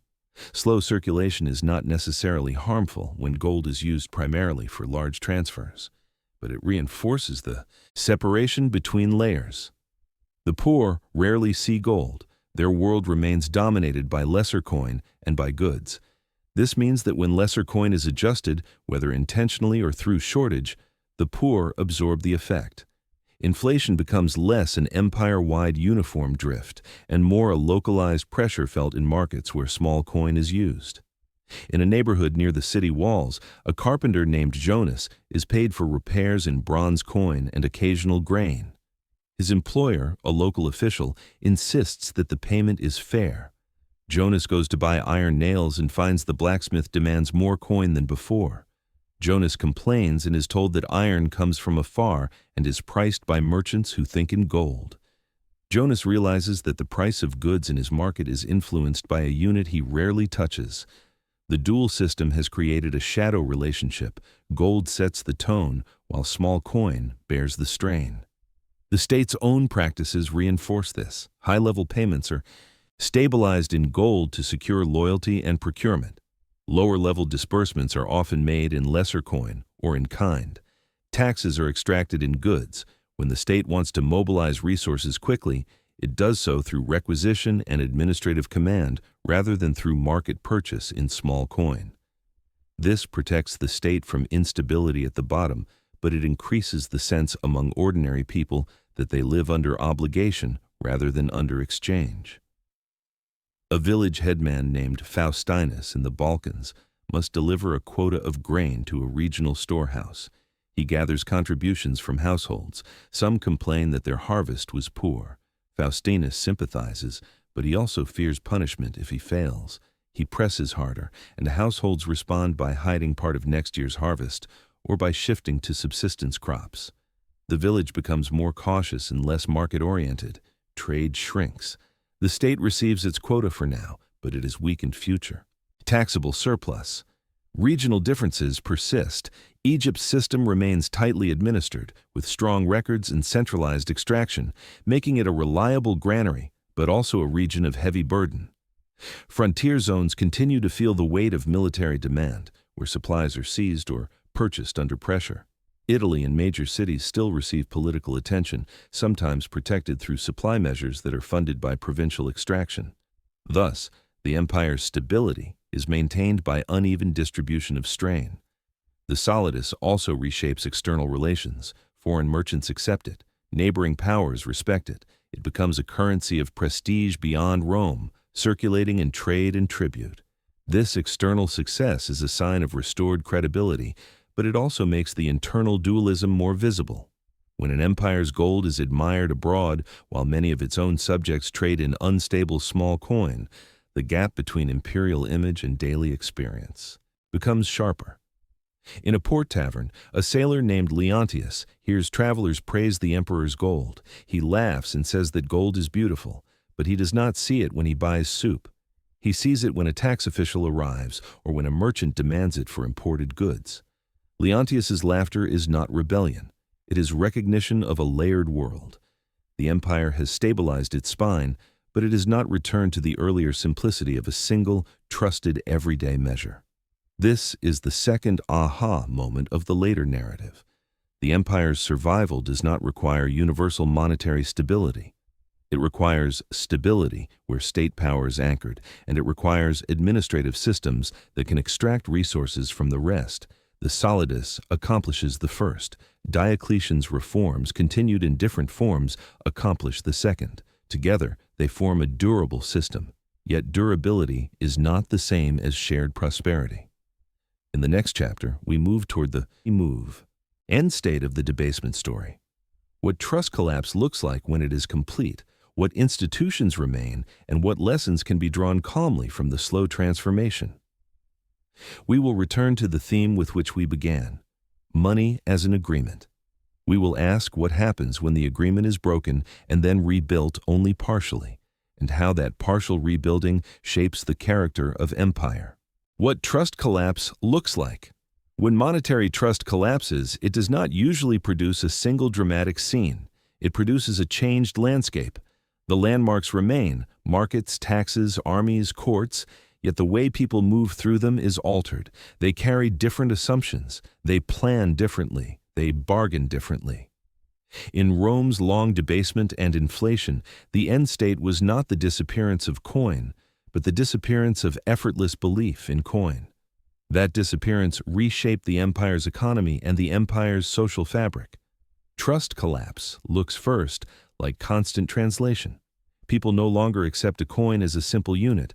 They ask, silently or openly, which coin is this? Which mint? Which issue? How long has it been in circulation? How will it be treated tomorrow? They seek a stable reference point, and finding none in everyday silver and bronze, they turn to goods, to gold, or to patrons. Exchange becomes less about price alone and more about protection against uncertainty. In a market in the eastern provinces, a spice seller named Elias keeps 3 measures on his table: a scale for goods, a scale for coin, and a small ledger of informal rates. A traveler offers copper coin. Elias accepts, but raises the price. Another traveler offers a small gold piece. Elias lowers the price. The goods have not changed. The coin has. Elias is not cheating. He is translating risk. The traveler with copper complains. Elias replies calmly that copper buys less tomorrow, and that tomorrow is now part of the price. Trust collapse also looks like shortened time. Contracts become shorter, leases become more flexible, credit becomes harder to obtain. People prefer immediate settlement because delay feels like a loss. When time shortens, investment declines. Merchants carry less inventory, producers produce less surplus, transporters avoid long routes and less paid in stable units. The economy becomes less ambitious, not because people lack skill, but because uncertainty punishes ambition. In a small workshop in Rome, a metalworker named Gaius refuses to accept payment months after delivery. He insists on payment at order and again at delivery. His customers complain that this is unfair. Gaius replies that fairness depends on the unit holding still. He has seen too many reforms and too many new coin issues. He has learned that waiting is a wager he cannot afford. His caution reduces risk for him, but it reduces flexibility for everyone. Trust collapse also looks like the migration of value into land and hierarchy. When money is unstable, land becomes safer because it produces food and because it is harder to dilute. Large estates become economic centers, patronage grows, people seek protection from those who can provide supplies and influence. This strengthens local magnates and weakens the independence of smaller producers and workers. Money once allowed a modest degree of autonomy. When money weakens, autonomy becomes harder to sustain. On the edge of a large estate in Africa, a tenant named Sabina negotiates rent with the steward. The steward demands grain. Sabina asks for lower rent because the harvest is uncertain. The steward offers protection from tax collectors if Sabina agrees to additional labor days. Sabina agrees because protection is worth more than coin. She has entered a relationship that is partly economic and partly political. Money has not vanished, but it has lost its ability to mediate such relationships neutrally. Another feature of trust collapse is administrative thickening. The state cannot rely on coin to mobilize resources smoothly, so it relies more on direct extraction and regulation. Tax records become more detailed, obligations become more specific, professions become more fixed, enforcement becomes more present. This allows the state to function, but at the cost of greater coercion and less voluntary cooperation. The empire becomes, in some respects, more like a managed supply system than a market-integrated economy. In an administrative depot, a clerk named Octavianus records deliveries of grain. He checks measures, stamps receipts, and assigns portions to units. He is proud of his order because order prevents hunger in garrisons. Yet he also knows that each delivery is not a free transaction. It is an obligation. The farmer who delivered grain did not necessarily choose this trade. Octavianus's order is built on compulsion, and compulsion is a poor substitute for trust. It works, but it hardens society. Trust collapse is also visible in the coin itself. The empire's move to a stable gold standard was an admission that lower coin could not easily be trusted again without decades of restraint. Gold became the unit of high trust. Lesser coin became a transactional convenience for daily life, accepted because people must transact, not because they believe it will hold value. This division persists because it fits incentives. The state protects what it must protect to keep its core functioning, while the broader population adapts to instability with defensive behavior. At the same time, trust collapse is not absolute. People still cooperate, they still trade, they still plan, but they plan with different tools. They store goods, they rely on networks, they seek stable units where possible. The collapse is therefore a shift from public trust to private trust. Instead of trusting the coin universally, people trust their patron, their neighbor, their storehouse, their hidden jar of grain. Public institutions still exist, but the everyday confidence that made them light is diminished. This end state explains why Rome could survive monetary decay without immediately disintegrating. The empire replaced some monetary coordination with administrative coordination and replaced some public trust with private and hierarchical arrangements. It also explains why the consequences were so deep. Monetary decay is slow. Violence. It does not kill instantly. It changes the conditions under which people live, cooperate, and accumulate. It narrows freedom quietly. In the next chapter, we will return to the key cause and effect spine and state it plainly in a calm, final form. We will also examine what stabilized and what did not, and why the empire's reforms could restore credibility at the top while leaving lasting scars below. The cause and the loop seen whole. If the Roman monetary story is reduced to a single sentence, It is this. The state weakened the coin to meet immediate obligations, and the weakening of the coin increased the state's future obligations. This is the feedback loop that makes debasement so dangerous. It works precisely because it works at first. It provides relief in a crisis. It also trains behavior and raises costs, making the next crisis more expensive. The chain begins with genuine expense. An empire has a standing army, complex logistics, administration, and political expectations. War, succession, and frontier pressure increase costs suddenly. Raising taxes openly can provoke resistance. Borrowing requires confidence and lenders. The mint offers a method that feels technical and quiet. Reduce precious content, mint more units, pay bills. In the short run, the state purchases goods and loyalty before the market fully adjusts. This is seigniorage in essence, taking value from trust. In a treasury office, a senior official named Lucianus examines a report of coin production. He sees that output has risen and that immediate obligations can be met. He approves the issuance because soldiers must be paid. He tells himself that the measure is temporary, that stability will return. He is not acting from ignorance. He is acting from urgency. He cannot tell soldiers to wait until long-term policy is perfect. He cannot tell a frontier to defend itself with patience.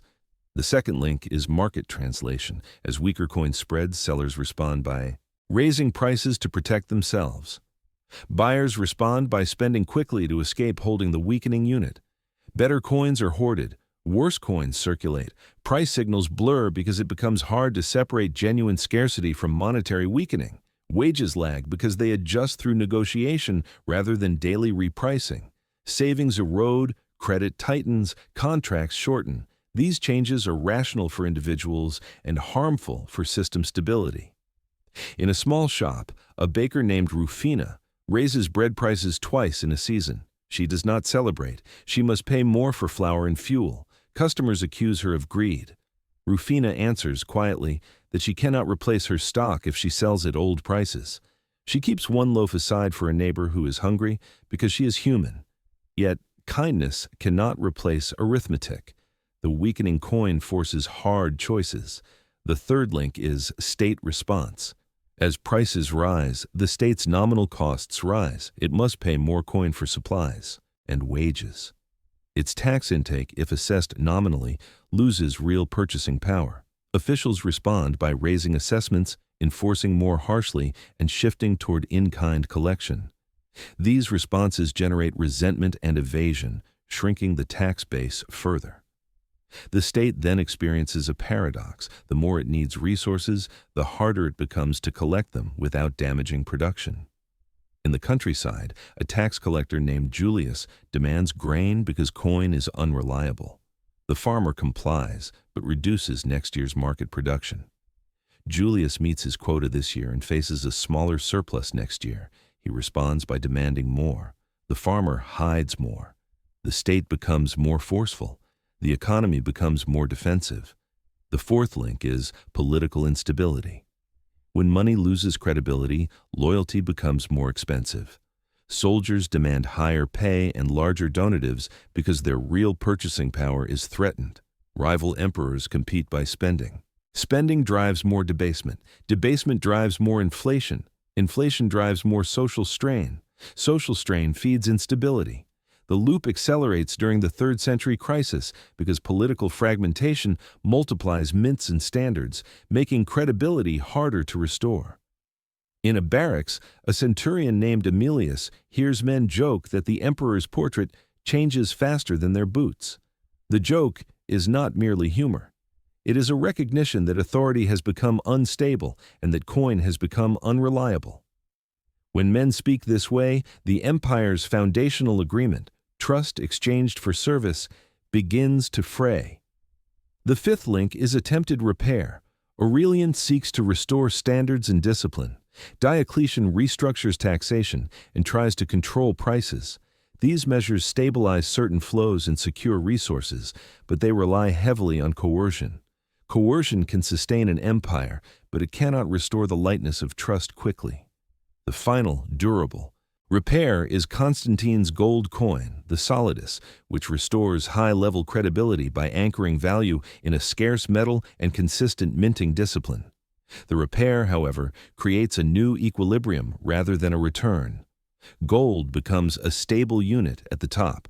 Lesser coin remains unstable or limited at the bottom. Taxation in kind persists. The economy becomes more hierarchical, with greater reliance on estates, patronage, and administrative allocation. The empire stabilizes its spine while leaving ordinary exchange more strained. In a port, a merchant signs a contract in solidi and feels relief. In a village, a farmer pays tax in grain and feels burden. Both are living in the same empire. They are not living in the same monetary world. What stabilized then was the state's ability to finance itself at the top and to provision its core functions. What did not fully stabilize was broad, everyday monetary trust in the lower denominations that most people used. The scars remained because memory remained. People had learned that coin could be changed without their consent, and that lesson shaped behavior long after reforms. In the final chapter, we will close with a calm reflection on what this story reveals about money as an institution, why it is fragile, why it is tempting to misuse, and why the slow erosion of trust can transform an empire even when its walls still stand. The quiet end of the agreement empires rarely collapse overnight. More often they change their character slowly, and the change can be read first in the way money behaves. Rome's story of debasement and inflation is a story of institutions under strain, of rulers trying to meet real obligations with tools that seemed convenient, and of a public adapting to the weakening of a shared agreement. It is not merely a tale about coinage, it is a tale about trust, and trust is the most delicate material an empire ever spends. In the beginning, Roman money served as a quiet bridge. The denarius carried confidence across distance. The erodes carried prestige and certainty in large transactions. Bronze coin carried daily exchange. The bridge worked because people believed the unit would remain stable enough for planning. They did not need to love the state to accept its coin. They needed to believe that the state would not change the measure in secret. That belief is a political achievement. It is built through restraint, consistency, and the repeated experience that promises hold. Then, the empire's obligations rose, as they must in any large system that maintains armies, borders, and administration. Wars demanded sudden spending, successions demanded donatives, frontier crises demanded rapid mobilization. Taxes could be raised, but raising them openly required political courage and risked resistance. The mint offered a way to shift burden into the future and into the market, where it would be harder to trace. Debasement was not the only tool, but it was the most convenient, and convenience has a way of becoming habit. In a small household in Rome, a father named Publius teaches his son to count coin for a purchase. The son asks why some coins are brighter and some darker. Publius answers that coins wear with time. The son accepts the answer because children trust adults. Years later, the same son becomes a shopkeeper and realizes that wear is not the only reason. He learns to sort coin, to distrust certain issues, and to price goods defensively. The lesson is passed from innocence to caution. It is not taught in a school. It is taught by experience. Inflation, in this story, is not a single monster. It is the market's response to a weakened measure. As coins carry less silver, more coins are needed for the same goods. As more coins circulate, prices rise. As prices rise, wages chase. As wages chase, the state must pay more, so it mints more, and the cycle deepens.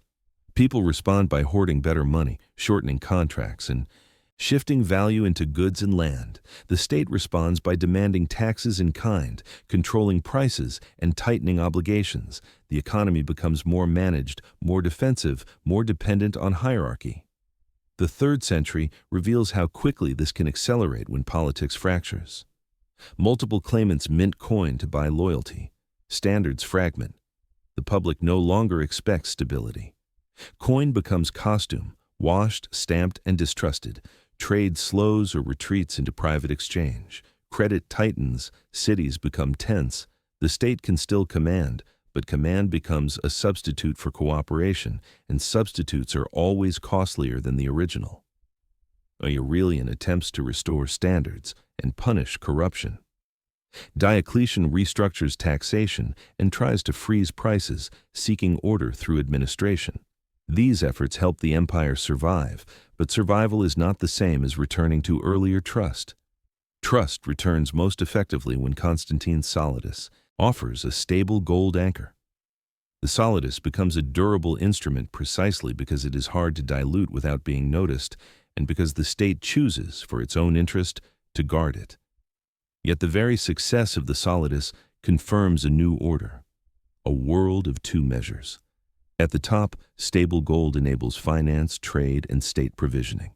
At the bottom, lesser coin and in-kind obligations govern daily life. The empire regains a strong spine, but the broad civic ease of a shared everyday measure does not fully return. Ordinary people continue to live with tighter obligations, more direct extraction, and a currency environment that encourages caution rather than confidence. In a village storehouse, a woman named Livia brings grain as tax. She watches an official record her delivery and speak of imperial stability.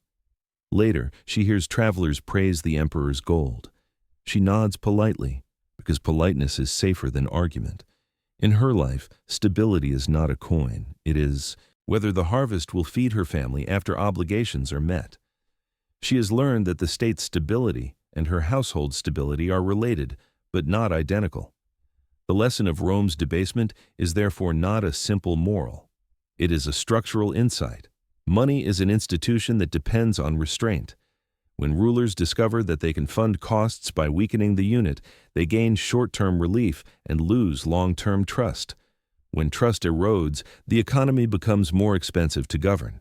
The state then needs more coercion, more administration, and more extraction to accomplish the same goals. The empire can still stand, but it stands differently.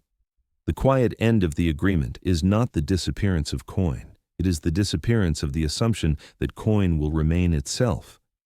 Once that assumption is gone, every transaction carries a shadow. People look for safety in goods, in land, in gold, in patrons, in networks. Public trust shrinks into private trust. The state adapts by building systems that can function with less voluntary confidence. Those systems can last, but they are heavier. They change the texture of life. If Rome's money teaches anything, it is that a currency is not a mere tool. It is a social promise written in metal and enforced by habit. When that promise is quietly rewritten, the costs are not only economic, they are human. Shorter horizons, harder bargaining, weaker savings, deeper hierarchy. The coin may still bear an emperor's face, but the face cannot restore what repeated weakening has taught people to doubt. Trust is slow to build, quick to spend, and once spent, it returns only where restraint is proven again and again over time without announcement.